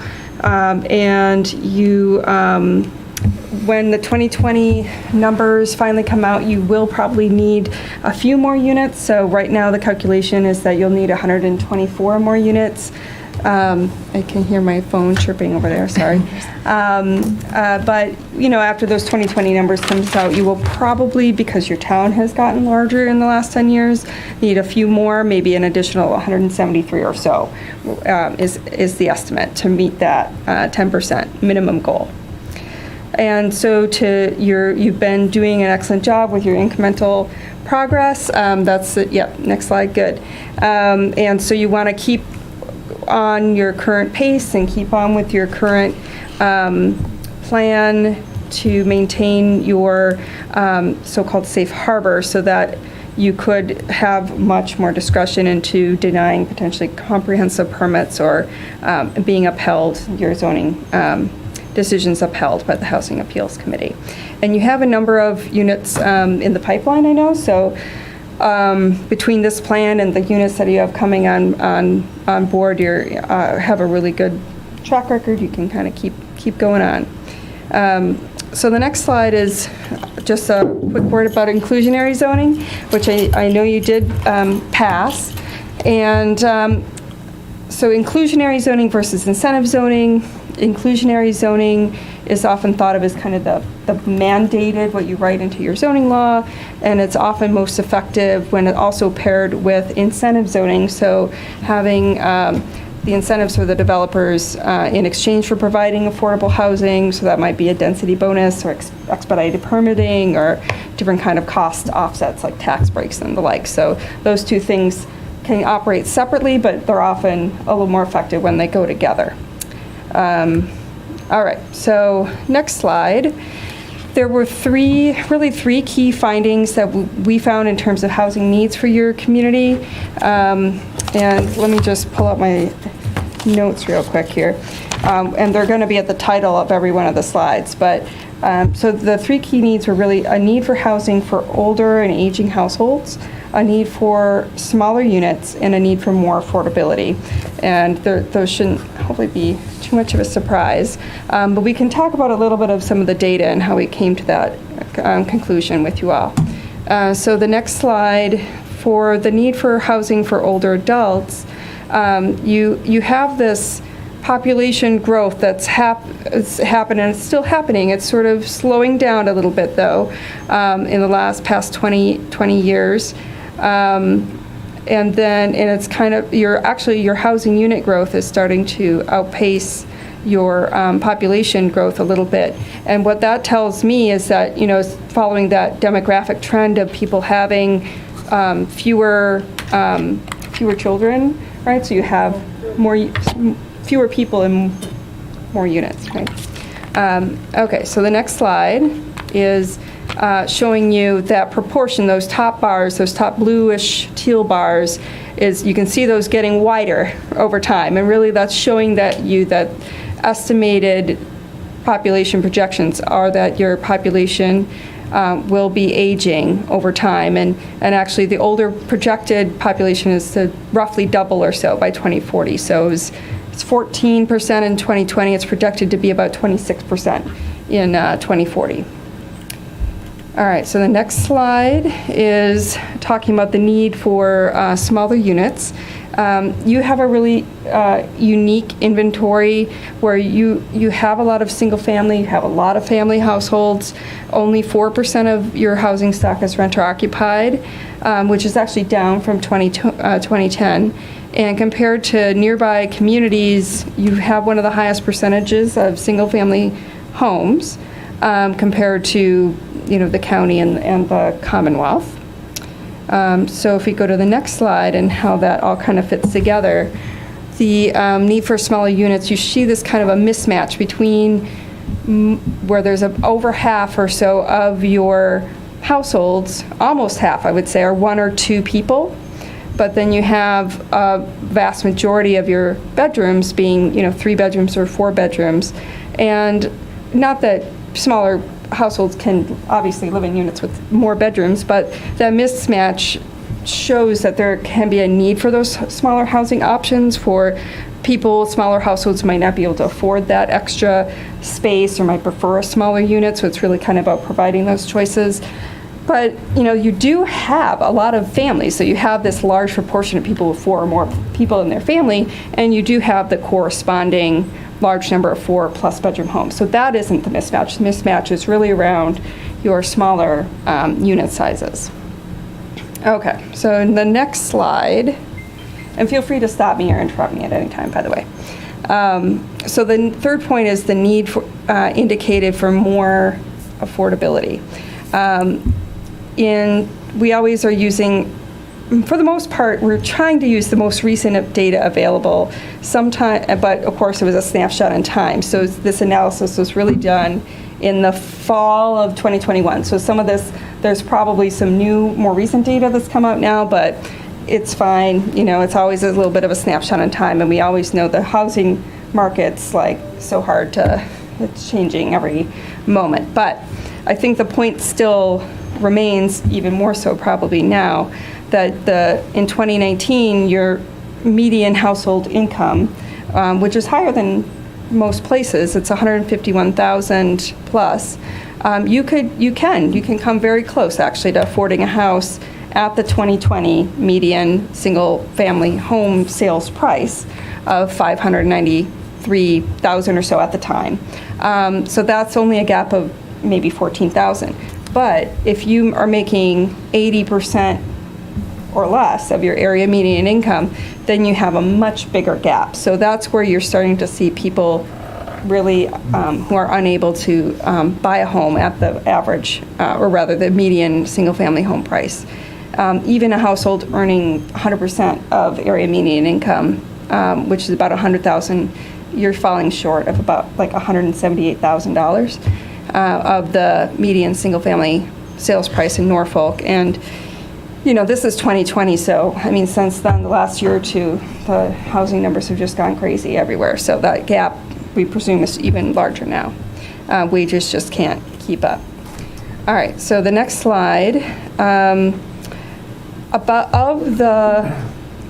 your households, there are about 530 who could potentially qualify for affordable housing because they are at 80% or below the area median income. And of those 530 households, 370 of them are considered cost burden. So they're spending more than 30% of their income on their housing costs. Now, if you're thinking about that as a needed kind of indicator of need, you have 187 affordable units. So 187 is obviously less than 370. So that's an indicator of kind of, that's about half of what the overall quote unquote estimated need is. So we know that that's, we got to kind of keep going on this goal. Granted, that doesn't take into account your assets, which also factors into it, but it's at least an indicator that there's more need to be met there. All right, so cost burden, I touched on that a little bit for kind of defining the jargon. So when a household spends more than 30% of it, it's income, it could be rent and utilities, it could be your mortgage, your insurance, your property taxes together. That's considered cost burden, and that's a problem because when you have lower incomes, then you're trying to make these choices between food and gas and medicine and your housing needs. So becomes an issue for health and welfare. All right, so the next slide is touching a little bit on the public engagement that we've done. So throughout the course of the process, we did some focus groups. We did interviews. We reviewed, of course, all your prior plans, goals, and strategies. The first public community forum was in April, and then we did a community survey, and there was a second public forum in June that reviewed the goals and strategies. Can I just interrupt for a second there? Mm-hmm. Just to let everybody know, we did send postcards to all households in town. Mm-hmm. I think at our first public forum, we had I'll be right back. Yeah, please, thank you. 17 people that attended, and I think there were 5 of us from town that work for town. I was on that one. You were Yep. there. And then for our second public forum, I think we went to a whopping 19. So not the community engagement that we would have liked, but was you for that one. Rich and I tried to, we put it on the Mass community page, things we don't typically go, put too much on. But we really tried to use social media to get the word out.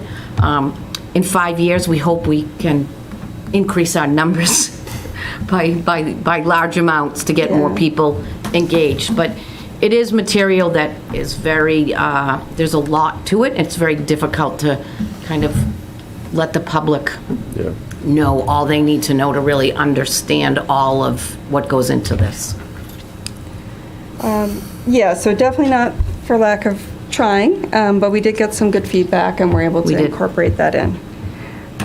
So some of the key things we learned from the focus groups, this was back in February, there was about 12 participants overall. Some of what we heard was really around the high cost of housing, particularly one-bedroom rentals. We all know the rentals, they just keep going up. There's limited options in town to purchase new land, to construct housing. There's some challenges for older residents around inability to downsize. They have fixed incomes and not a whole lot of housing choices for them. Difficulties with septic capacity. Of course, there's mixed reactions to 40B developments, and really needing stronger inclusionary zoning and mixing the affordable units into existing neighborhoods and kind of trying to spread them around. So that was some of the feedback we heard from the focus groups. The next slide is about the first community forum, and that was really more about the housing needs, hearing goals, concerns, opportunities, and that had about 22 participants. And what we heard was a desire for prudent growth management, wanting to prevent overdevelopment, and really trying to ensure that Norfolk is welcoming to families starting out. So some of those, it might be smaller units for kind of starting home ownership, first-time homeowners, things like that. All right, so the survey we had about 64 participants. And in there was, again, reflection of the high cost of housing and Actually, one out of 4 of the people, who took the survey would consider a small apartment on their property. So something like what you call an accessory dwelling unit or something like that.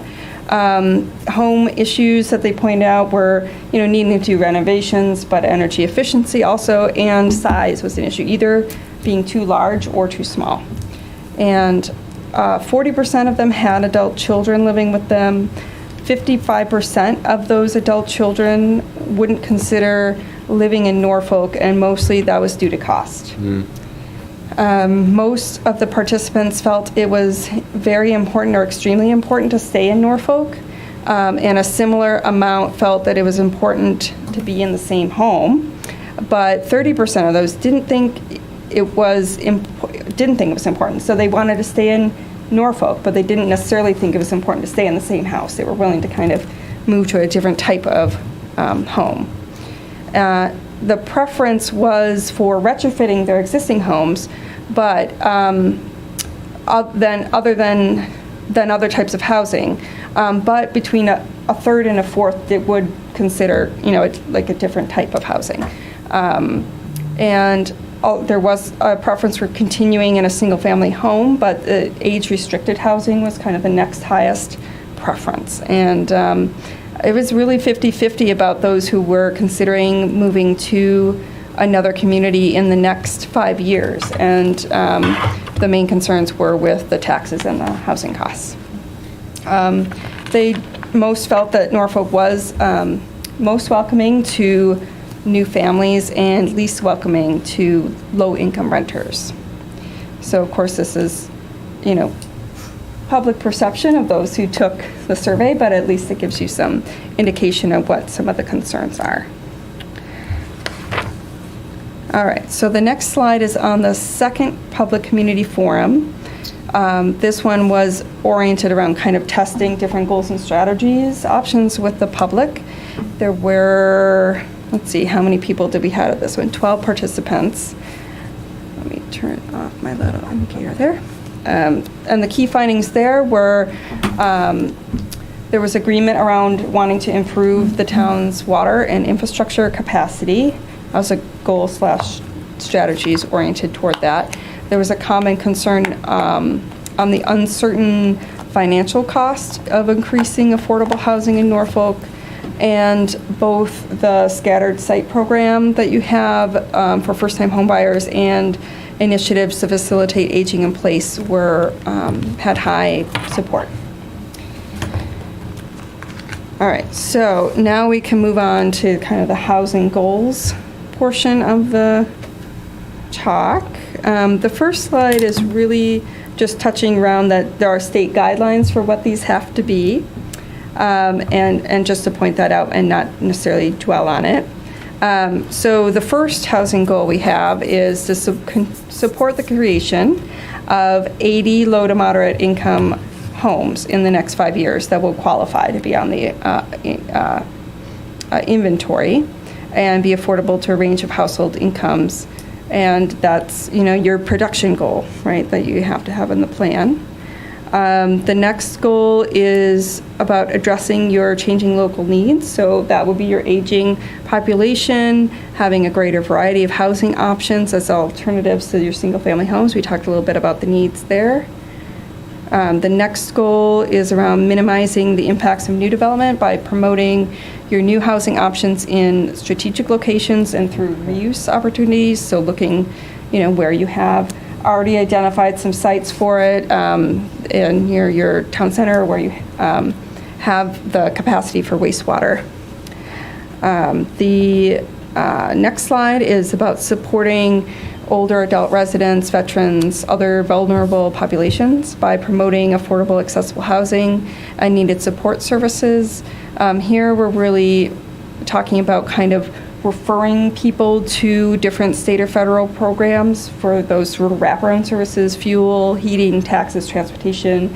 You already are doing this, I'm sure, through your Council on Aging and things like that, but also building toward leveraging other kind of state and public-private programs to maximize support and creating affordable, accessible, service-enriched housing options. So there's some examples that we cite in the housing production plan that you can look to, and different resources you can look to for other places in Massachusetts that do that kind of thing.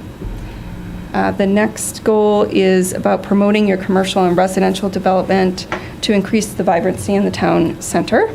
So that's kind of your smart growth location. That's also where you've done some zoning changes already, and where you'll be doing more zoning changes probably in the near future because of the MBTA housing choice or law or whatever they wind up calling it. And hopefully you're able to already, because you have inclusionary zoning already pre-existing, that you hopefully will be able to keep that component in there, even though you might have to ultimately tweak your zoning to comply with the capacity. So we're all, I know the guidance was just dropped and we're all waiting with bated breath for the workbooks. So we wanted to make sure that was captured in your plan, even if we don't all have all the details figured out just yet. So the next goal is improving your water and infrastructure capacity, continuing to implement your projects there. You're already steadily doing that at a regular schedule, so sort of keep doing that. Anytime you have a new development, thinking about other kinds of infrastructure like sidewalks and bike lanes and things like that that are all part of supporting housing. And goal 7 is, I would say, increasing and maintaining really your capacity to implement those housing initiatives through your local and regional coordination and your community outreach. Keep giving Susan a job, keep funding your housing trust. There's a lot of creative ways to do that beyond just community preservation, ACT funding, kind of thinking through long-term strategies to fund your housing trust. There's some, resources and suggestions in the plan, and I'm sure that there's many things the trust has considered as well. Getting into the strategies real quick. The next slide is really, again, just there are state guidelines around what these strategies are, and there's the reason why they're broken into the categories they are, is really all that is. So the next slide is really our approach to strategies, is that we're trying to provide you with a variety of different strategies. Think of it more as a menu of choices than really a very precise blueprint. We know that things are going to come up. You're going to be able to make progress in some of these. You're not going to be able to make progress in others. That's just all part of what happens when you're dealing with complicated things like housing. So for planning policies and zoning strategies, we do touch on those further zoning amendments to your town center area, making sure you're complying with MBTA communities, if that's what your community wants to do, assuming that's what your community wants to do, including affordable housing. And that I know is getting probably pretty tricky and nuanced, but I'm hoping that because it's pre-existing for you, that you'll be able to keep it. And then improving the inclusionary zoning bylaw that you have to provide incentives for developments that include a greater range of affordable units of all types, and investigate whether the existing inclusionary zoning bylaw is too strict to be economic for the creation of affordable units. So a little bit of homework on that one to explore different examples of inclusionary zoning. The next slide is about the bucket of local initiatives and programs. There's several there.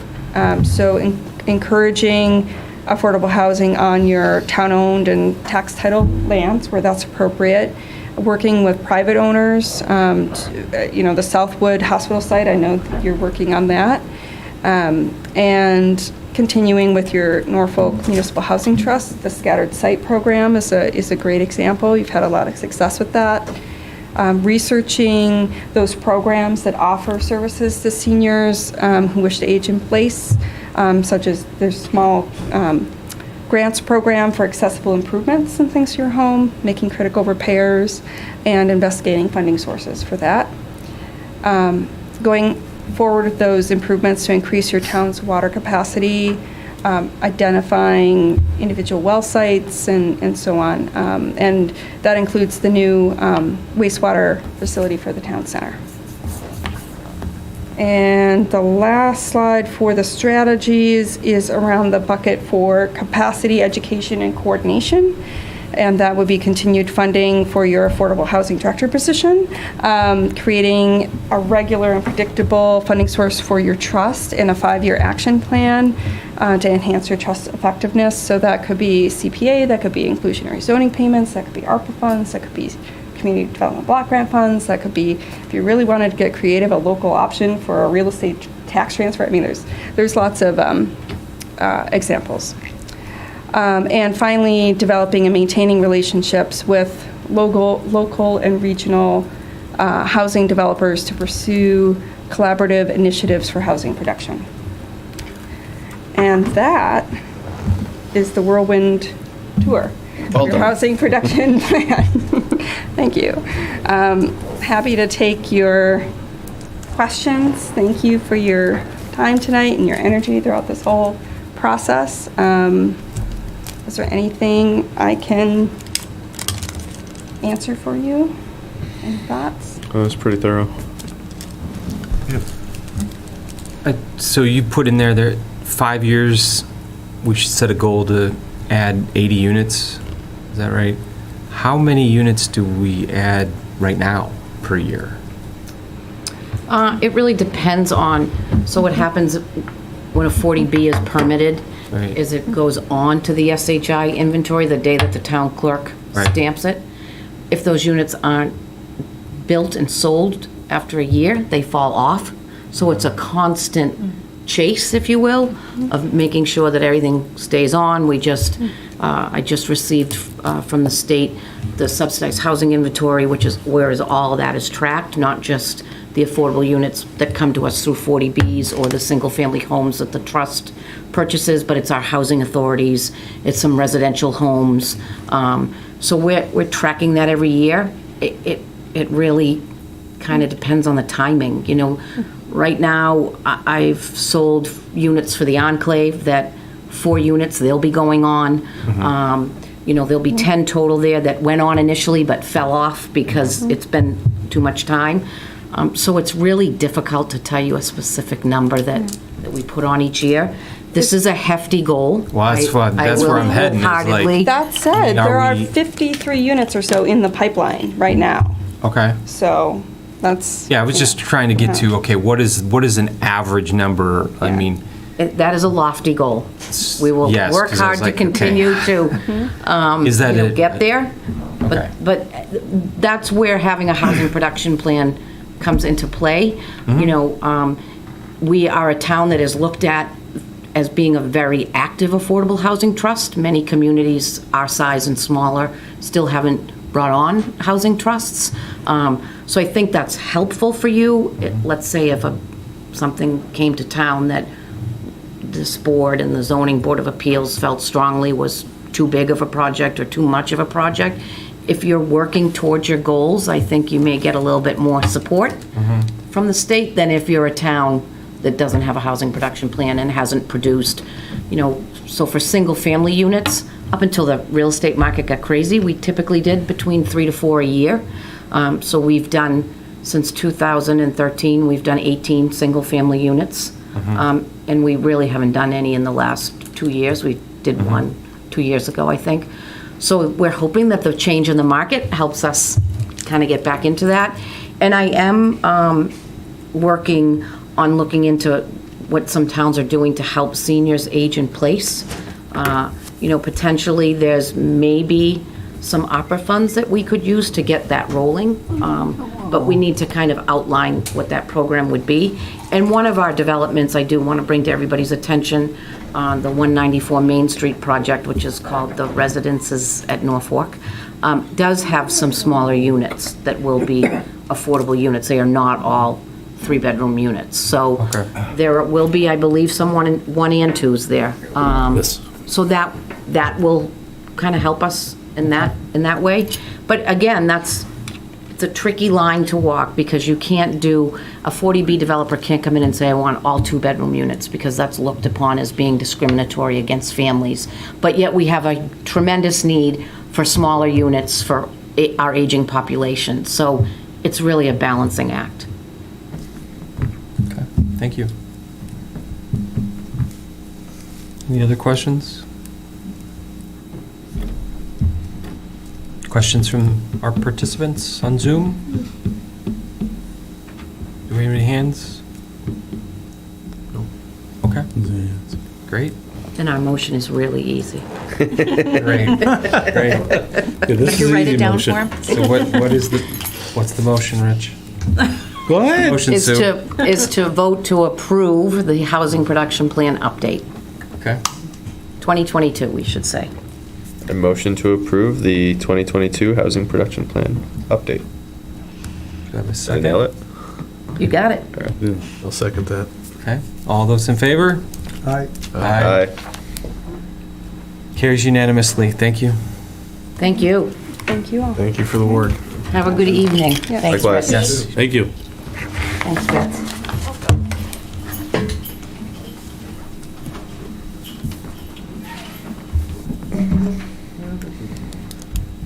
So we have endorsement of. Yeah, I didn't pass. I didn't complete my homework assignment for that. Oh, come on. Rich, it is on the agenda. I know. It's the And first thing. I have gotten a few reminders of it too, so. That's not helping the case here. So you'll review those and then Yeah. and let just us come know in when and we sign. can Yeah, come in and sign? That's all. Okay. Okay. All right. They're not chomping at the bit yet because They they're will trying to be line soon. up financing, so that's Okay. Yep. so. Which one's 262? The Gun shop, gun range. the shooting range. Gun range. Yeah. Looking forward to that. Then you go to the minutes. Yes, so Cowboy meeting factor. minutes for our last meeting, 8:30. Make a motion to approve the meeting minutes for 8/30/2022 as printed. So moved. Second. All those in favor? Aye. Aye. Aye. Carries unanimously. Okay. Status of acceptance, so street acceptance? I think we're on course. I'm not asking for any recommendations tonight. I will be asking at the October meeting though for recommendations. Okay, so we have Warren Drive, Hemingway Place, Farrington Avenue, and Redwood Circle. Correct. And so DPW's been out there and they're They've been out there, but I've asked them for their, what should I say, confirmation everything's in order for the Okay. next meeting. And As-built are done, all that fun stuff. what's that? As-built, all that fun stuff. That's all been done, yeah. We were I know also you asking did for- ask, which I've asked Beta to do, is review the video Yeah. of the storm drain line. Mhm. I haven't heard back yet, so I'll just make sure that gets done. I know they're working on it, I just haven't heard back, but Okay. in terms of Fox Run, Yes. the documents I'll be sending off to town council just to make sure everything's in order. Okay. But we have a placeholder on the, But they're on the warrant. Yep. Placeholder on the warrant, yes. yes. We have a bond or something that we have to release for this thing? Not yet. Okay. There is a bond, but not yet. Oh, we hold that for a year, right? Yeah. Okay. On the Fox Run you're referring to? Right, right, Yeah. right. Okay. All right. So now we go to the Proposed zoning bylaw amendment for fall town Fun stuff. meeting. And we are reviewing all 48 of them again. Right now. Well, hopefully not. But, so we did meet Monday, as I mentioned earlier. Well, I don't know if I mentioned earlier. You did. Repeat myself, yeah, all right. You So- you had mentioned that Bob was feverishly working on Yeah. changes from a meeting. Yeah, so yesterday's we meeting. met with town council, just to recap, on Monday, to review the zoning changes for creation of moving all the uses into one table. We call them collision charts, table of allowable uses. When we met Monday, we reviewed what you had discussed before about in terms of putting them in buckets, which is substantial changes, insubstantial changes. What Bob and with town council we talked about is taking, which actually is 51 articles, and merging them into 3. So for town meeting, there are multiple actions, but they'll be into 3 articles to vote on. We're going to follow essentially the same formatting for the public hearing notice as we did with the recodification. So that will be simplified in those terms. We do need to meet with the advisory board. So the plan is to meet with them between now. So schedule the public hearing on October 11th. That's the, which I said will be the big night. Maybe it's big, maybe not. I don't know. But you never know.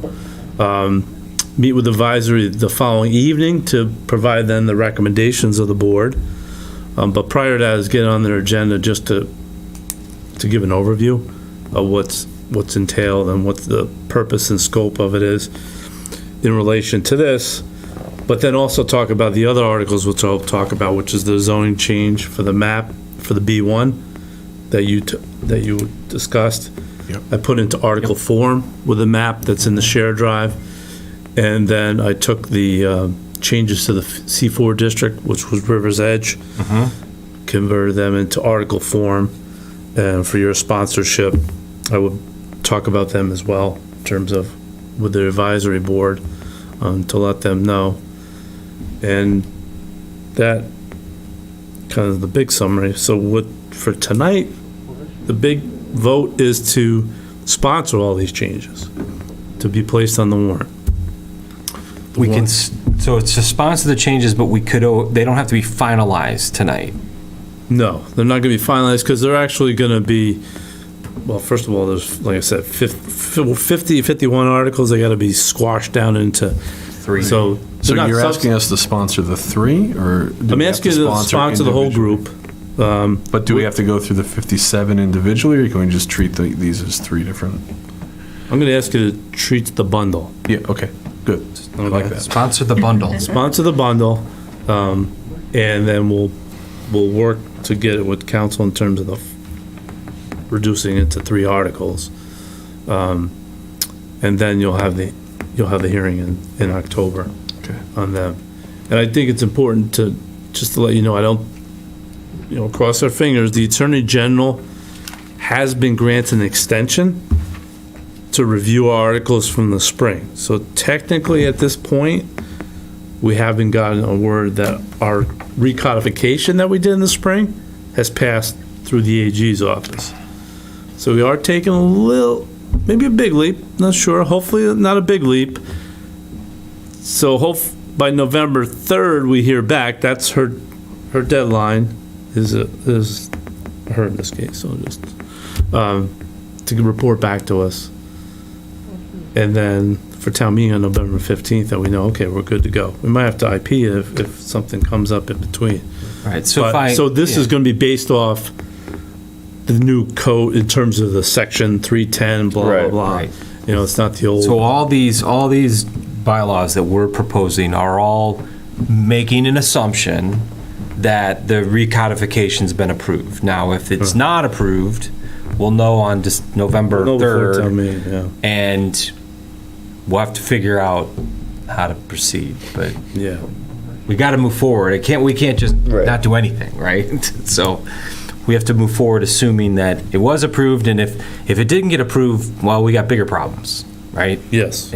Or maybe there's a minor hang-up or something. Is there something we can do with, like, what they're doing with the changing the exit numbers, like formerly known as exit number?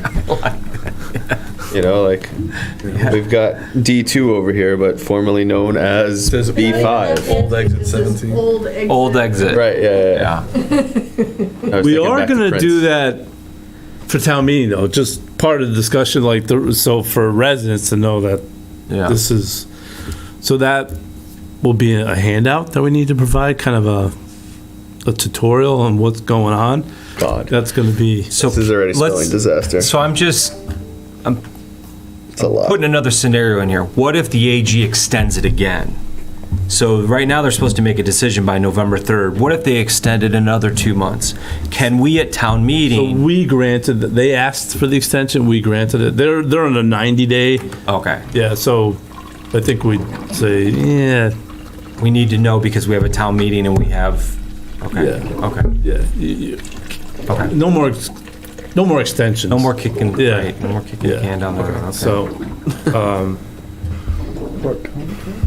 So, Okay. so hopefully, So we're gonna take these 48 / say 50 bylaws. Bob is working on getting those all into E-code format and into 3 buckets. So it's 3 warrants, or 3 articles, I'm sorry, 3 articles. And those 3 are gonna be like what we talked about, where it's like the major stuff and then the minor stuff and then all the little nitpicky things that It's like the housekeeping, just like we did with the E-code. Yeah, yeah, Here's okay. the procedural housekeeping, here's the minor, and then here's substantial. Okay, good. Yeah. and hopefully everybody, Now, one of the things that Bob had mentioned that I wanted to share with everyone is we have a couple zones that are not being used. They're not even assigned anywhere.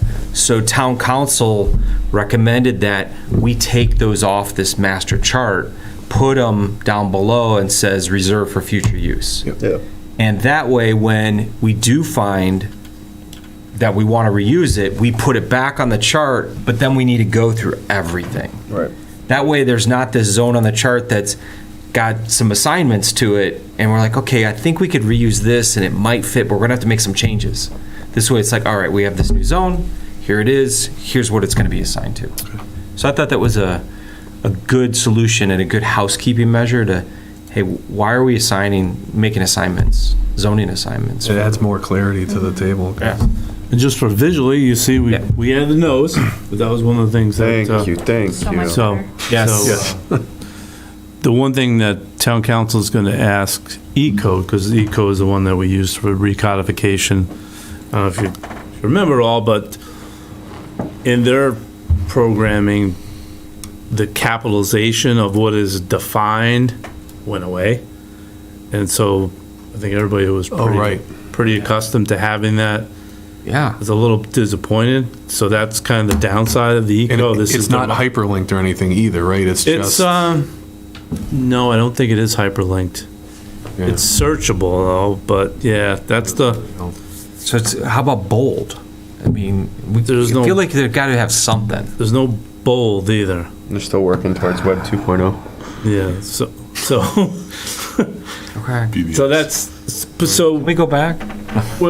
So at least we're gonna see if if that's definitely not, but I think. We can't be the only one asking that question. We can't be. So I'm in bylaws for like every town all the time. Everyone else is on E-code aside from Millis and us, basically around here. Right. So okay. do you know anybody over in like Rentham or any of the other towns, any other town planners maybe that you could reach out Lobby to? them to say, hey, change your program? Yeah. No, not the software company. I'm like whoever How do they do E-code it? is. Yeah. I'm like, how did the other towns accept that? It seems like it would have been like we're one of the last towns around here that's not on E-code. But when you go in there, do you see it capitalized in those other towns? I don't think you do. I've never noticed. I don't use Oh, E-code? I use E-code all the time, but I wouldn't notice. I mean, it would be great if it was hyperlinked, but what I'm saying is, how did those towns must have run through the same issue. So how did they get been around? okay with it, probably. Right. Or they Because when wouldn't move everything's searchable, then you're less reliant. I mean, you're less reliant. See, It's a nice to have feature. I know we have. You're less Yeah, reliant we have on the it. nice to have feature because we had it all capitalized. I'll have to look and see in some of the other towns if they had that like we had before. I think there might be other towns that do that, but if they went to E-code, they had to switch it. Right, so I'm just wondering how did they deal with it? I mean, you take a loss by doing it. Yeah, I mean, this is just really just dealing with just being like, okay, we've lost capitalization or hyperlinking in favor of being able to search up whatever you want. Right. I guess. I mean, I will say, so like maybe it's not. Is So that a fair trade-off? all I do is it's basically like a Google search, but I Right, find everything that I Find need everything. in 1 second, for the most part. So that's worth losing. I don't know. I mean, I guess it depends. I never used the definitions for the most part. I've just never, it was always just in every town that I've ever done work in. Yeah. It's always been super easy to just go in and search what you're looking for find it. If you don't understand something, you just go into the town hall and they explain it. You know, it's Maybe, not- maybe we have Making a a fear of bigger losing problem. it, and it's not going to be a problem. Right. Yeah, so like so for now, like our PDF, it's not searchable, the one that we, if I send you the, Gambler's fallacy. Right? you know what I mean? Like, Art, the Norfolk one?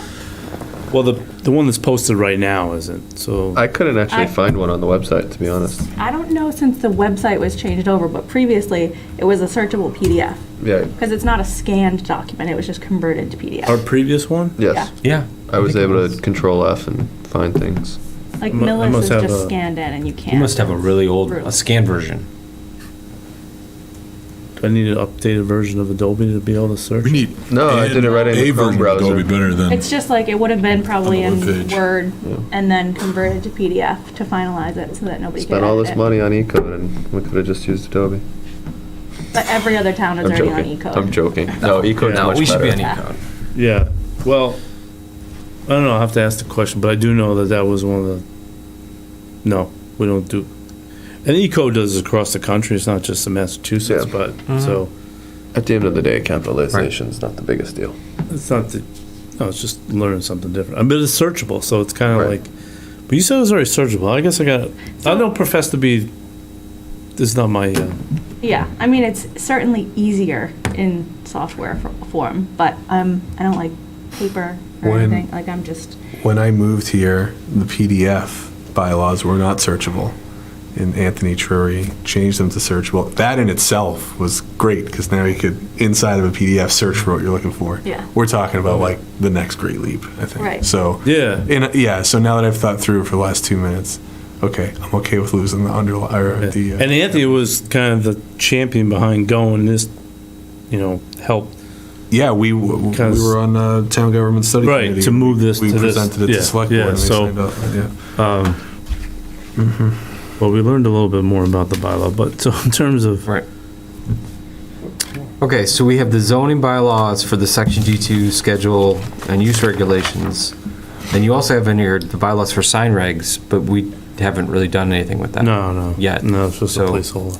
Okay. Is that a placeholder? Is that realistic, or is sign bylaws still? That's a mental placeholder. We're not ready, because. Okay, yeah, okay. So that's not even for November. That's not for November. Okay, that's just so we Because don't that's what we forget about talked about a couple of meetings ago. I just want to make Yeah, sure. no. Right. Then we've got the B1 zoning district boundary change, Fire station. Yep. and then the C4 district, and I think that was That's what it. Mr. Lassiter was Right. talking about, I guess, last meeting. So do you need do we need to talk about the B1 and the C4 tonight?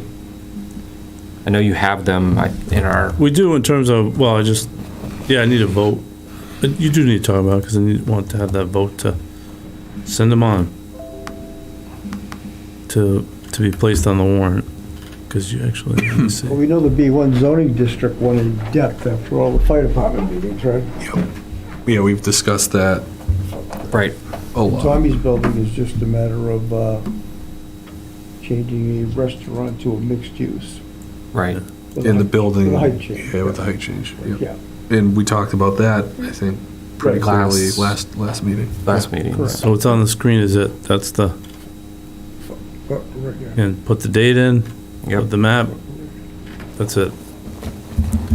And you ju- talked to the church, and they were Yeah, talk to the church about they were fine with they it. were fine with it. So Okay. we'll just need to, you and I'll need to work up a write-up to explain this at town meeting, why we're doing this. Yeah. I'll help with that if you want to help. Perfect, yeah. So for this, I need a vote, be great. I don't think you'd vote, because you haven't technically voted to sponsor this yet. So we're voting Or to to sponsor any of it yet. That's right. So this is showtime in terms of hopefully you get a vote so- sponsored, set I it need on. these individually, the B1 and then the C4. Yeah, then we'll do C4 and then we'll, All right.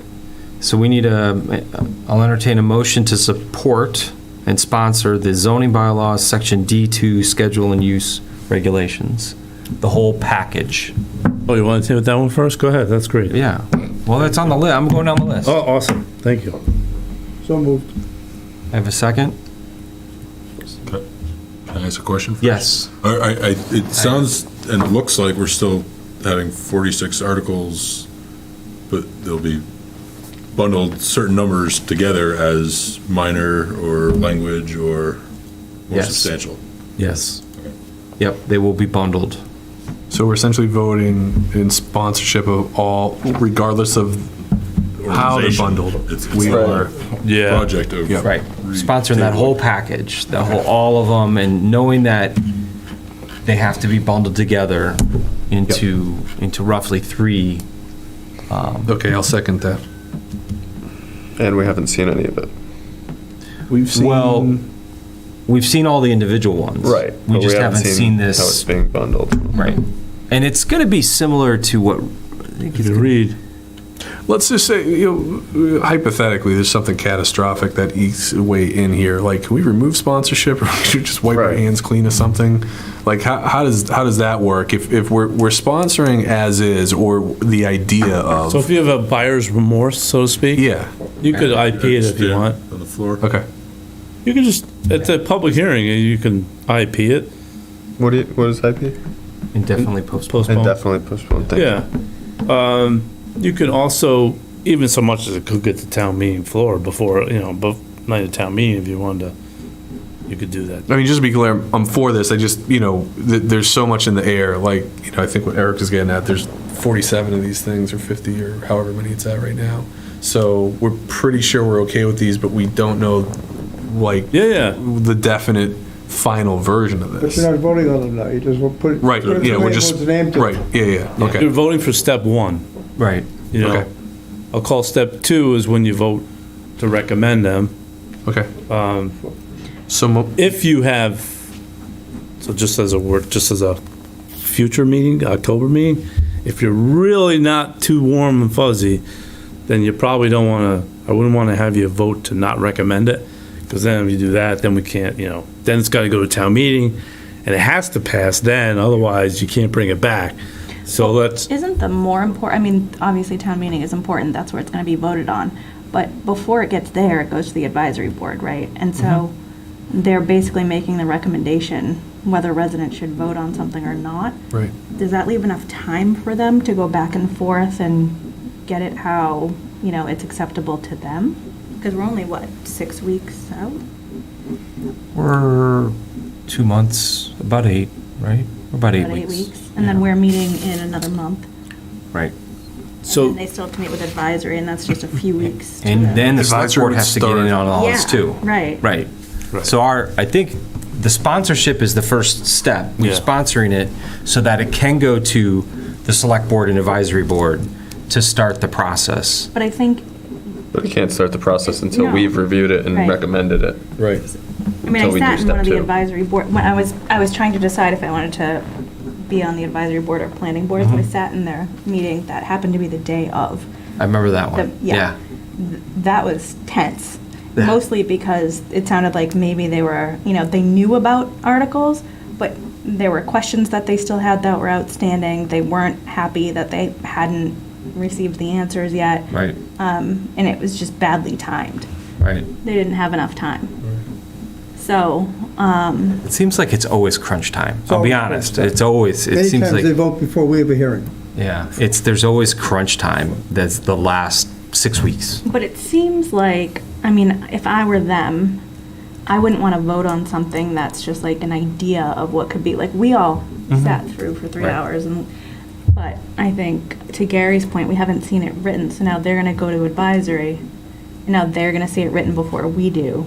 So, Well, we would. No, they won't go to the advisory until the 12th. We meet on the 11th. Yeah, we meet on the 11th. And then they get, Start of the right, 12th. Right. there's zero room for error there. right. It would just be a long meeting. We get some coffee and some pizza, and we just. I mean, I'm fine with coffee and pizza, but, like, then I'm what? not. Then what?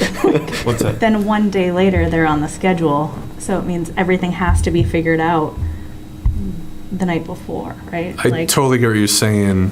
I think these are clear enough for the most part that. Well, that's the hope. The issue is when we start bundling them the way that we're Yeah, I think proposing. the articles are clear. It's just how are they bundled? Right. Because I saw Bob's got some things there. It's like, look, all these need to go together because if they don't, because they all intertwine with each other. So they have. Discussion's more in terms of insubstantial versus substantial Right. probably. Yeah. And that's where you're going to get the opinions of, well, no, I really think this one's substantial and this one's Right. not substantial. We should switch it. And that's where the. We did a rough pass of those already. though, Correct. Right, like we were here and. So do we need to have a meeting? So maybe, do we need to have a meeting in, say, 2 weeks with Bob's markups, just so that we're not going in? Well, is Bob going to be ready by then? I can't say we're going to go in cold on the 11th, but maybe it would be To have another. to just have a meeting, just bylaws, in, say, 2 weeks. That way, And maybe we can see them in advance, Yeah. and so that we can just do it really quickly. That's assuming it'll be done by then. That and is assuming, We can yeah. see them in advance as well. Right, right. And that's a concern. so, and maybe, maybe you need to check with Bob tomorrow and find out what his availability would be, when he would be ready. I mean, to what Melissa was saying, this all depends on everybody having ample time to digest, understand, and come to consensus. Right. Right? We have seen that consensus not be there for prior articles. Some have passed even without advisory board, sponsorship. Some have just tanked because of it. So Those were smaller. yeah. Small, yeah, because, right. I mean, just the These are size of individually this, small, but yeah, just the right. size of this that we're bringing to them is going to be daunting. Right. I think it would be smart to have a meeting 2 weeks, 3 weeks from now, prior to the 11th, that just does this bylaws. Just so that that's our kind of like, final draft, I guess you could say, and then we still could tweak it a little bit before the 11th. Rich is mulling something over. Yeah, no, just, so. There really isn't. We've workshopped There this. isn't 2 weeks per se, actually, so. No, but I'm saying, I feel, at least myself, I feel we could still sponsor this tonight, say we sponsor this, but I don't want to go into the October 11th meeting to do the recommendation. If So we maybe don't- what you could do is this, so we have to get this advertised. And we have to send it to the paper on the 22nd, which is next Thursday. Right. To make the October 11th. You could, send it through in terms of sponsorship. We have, but meet before the 11th and decide, so in 2 weeks, I guess, say maybe. Because if I understand, we need to sponsor it. We need to sponsor it before the paper deadline. If we sponsor something, we want it to pass. We have to be able to sell it. We need buy-in from everybody else. We need buy-in. So to do that, I think we're going to need 2 meetings. I think we're going to need a special meeting just to discuss this, and then do some final tweaks at the October 11th meeting. Tonight, we're declaring intent. Yes. That's what we're doing. And I will say, and I know John's been around, it depends who you talk to. I've heard like, we don't do zoning in the spring, we do it in the fall. It kind of, everybody has a different opinion about that. So even in discussion of this, we're thinking ahead and saying, well, if this doesn't work, if everything doesn't line up, let's do it in May. And they're like, oh no, we don't want to do it in May. So who doesn't want to do it in May? It's like a ping pong ball. It's because it's budget. Into the It's process. such a long meeting already. Town meetings in May, it's the budget, it's a much longer. Made sense. So Well, are we going to sponsor it or not? So, I would say, please sponsor it, and then we'll. Just be clear, I don't think we were ever doubting sponsoring it. We just want to make sure, as we put these pieces I understand into place, right. We want to make sure that that we give it the best opportunity to succeed. Right. Yeah, I didn't doubt that at all. I completely understand the twist that would put you in terms of timing and all that. And I will say, just one last point, the fall can be tricky because as you talk about, advisory doesn't meet all summer. So, if they met and they had members, they lost 3 people. Yeah. So like when you were all working on this, it's not as if, you're all public meetings. I mean, it's not, what I think hopefully down the road would be more that sharing where it's, you come to other boards when you're talking about this and not necessarily the concept of, I don't talk about this unless I'm at my particular meeting as a body, right? So hopefully we work towards something like that because it is tough going into the fall because it's crunch time. So I get it. Do you know when advisory board starts their meetings? Is it the 12th or is it before that? I mean, they had a meeting last week. They did. Right? They had one last week, but then Kickoff meeting. we just had Justin, the new town administrator, start. So there's a lot of different things that have gone on extraneous to this. But anyway, enough of that. If you vote to sponsor it, we'll set up we'll do another. Could be Zoom if you want to. You don't have to be in person, but I would be traveling, so I'll be Zoom. Yeah, I would recommend that. So we could do the last week in September. There's a second motion on the table. So we got, so do we have a second on this motion? We I do. know- Yes, we do. It's Okay, been seconded. so that was our discussion piece. Long discussion, sorry. So let's vote. All those in favor say aye. Aye. Aye. All those opposed? Motion carries unanimously. So now let's talk about a schedule while we're here. So we're talking about meeting in 2 weeks, so that'd be the 27th? And just do it Zoom? Yep. Oh, shit. I might be on a plane, but maybe I can still do it on a plane. You're not supposed to do that on a plane. Nope. They say that now. Video calls. I land at 6:30. Just enough time. There we go. I'm in. All right, you're in. On what? 27? Yeah. Okay. Usually a Board of Health, right? Oh, condo. Del Boca Vista? Oh, that's good, sorry.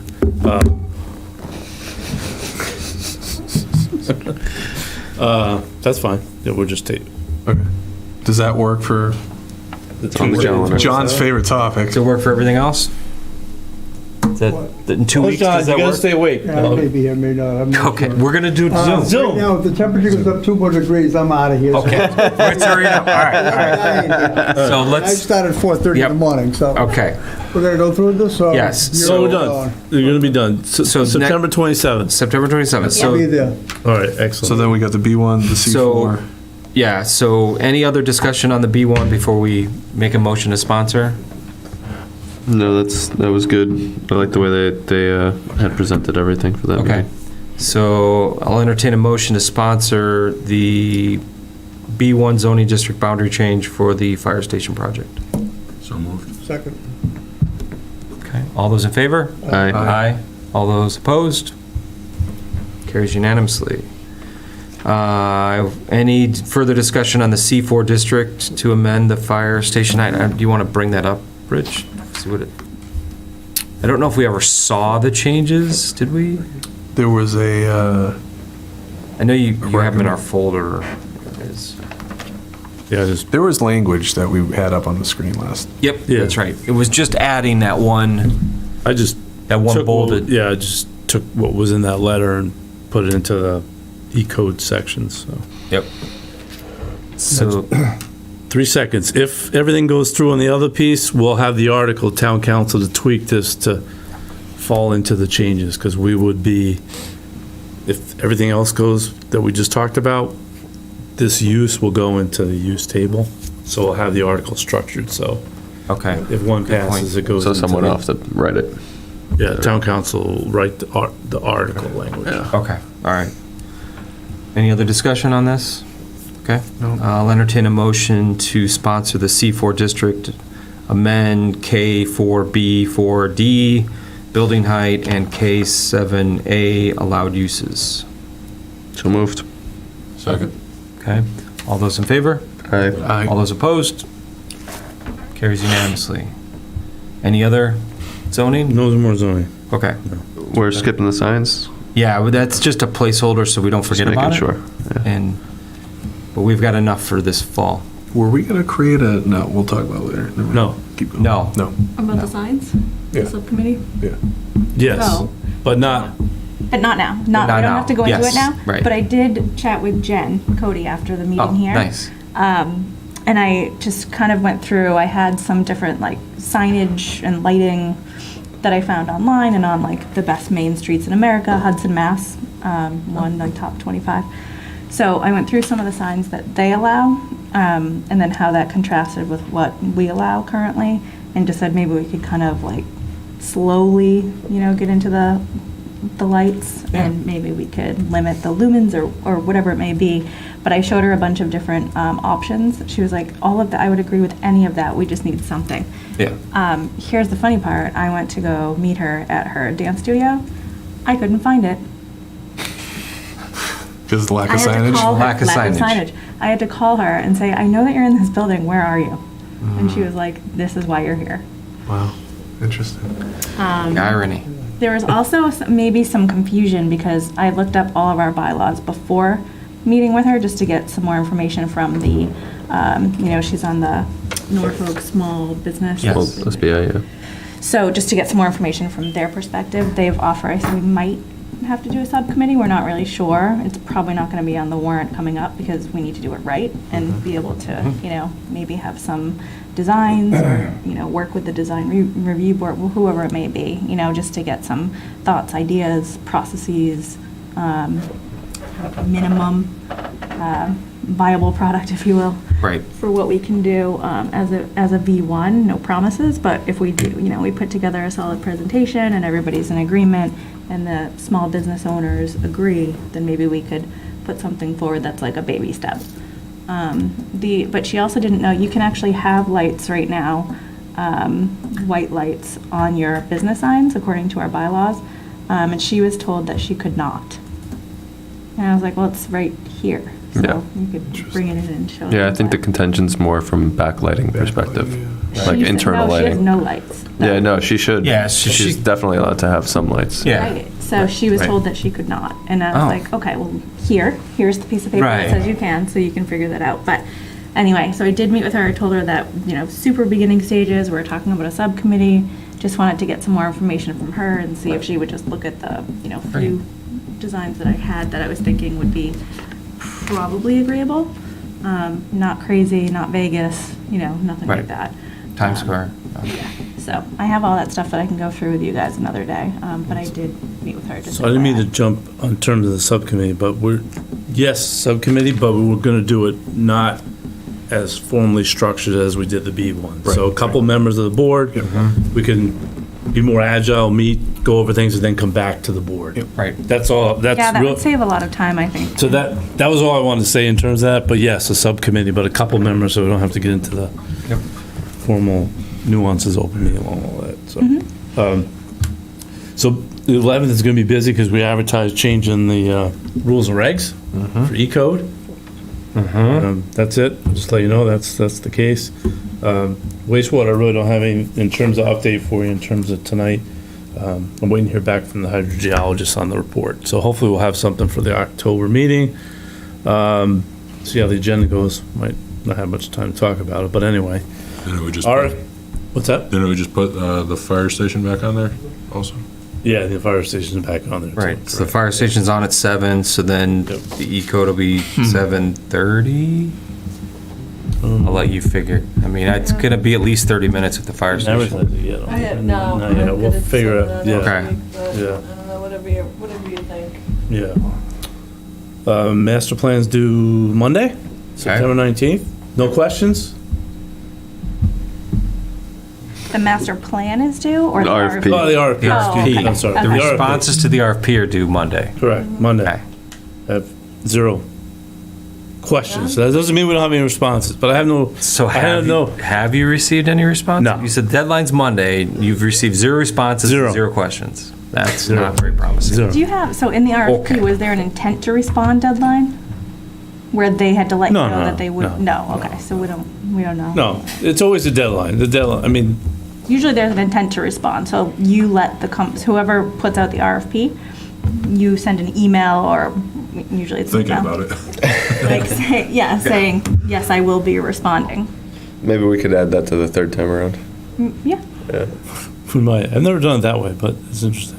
Is that a We could just public, assign a it private to- thing, or you've done public ones that way? MAPCA. Right. Yeah, so PCA or most whatever- of whatever the their ones that acronym I've is. done were not government or municipal, with the exception of a few.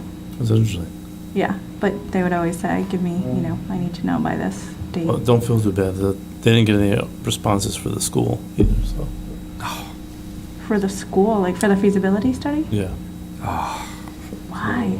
That's weird. They got to reboot on theirs too, so. Wow, I'm shocked by that.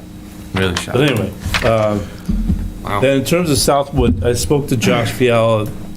We're looking at November 7th meeting to kind of get back in terms of the next, he's putting together a summation of all the survey that was done and to present to the board and at the November 7th meeting. So nothing at this point.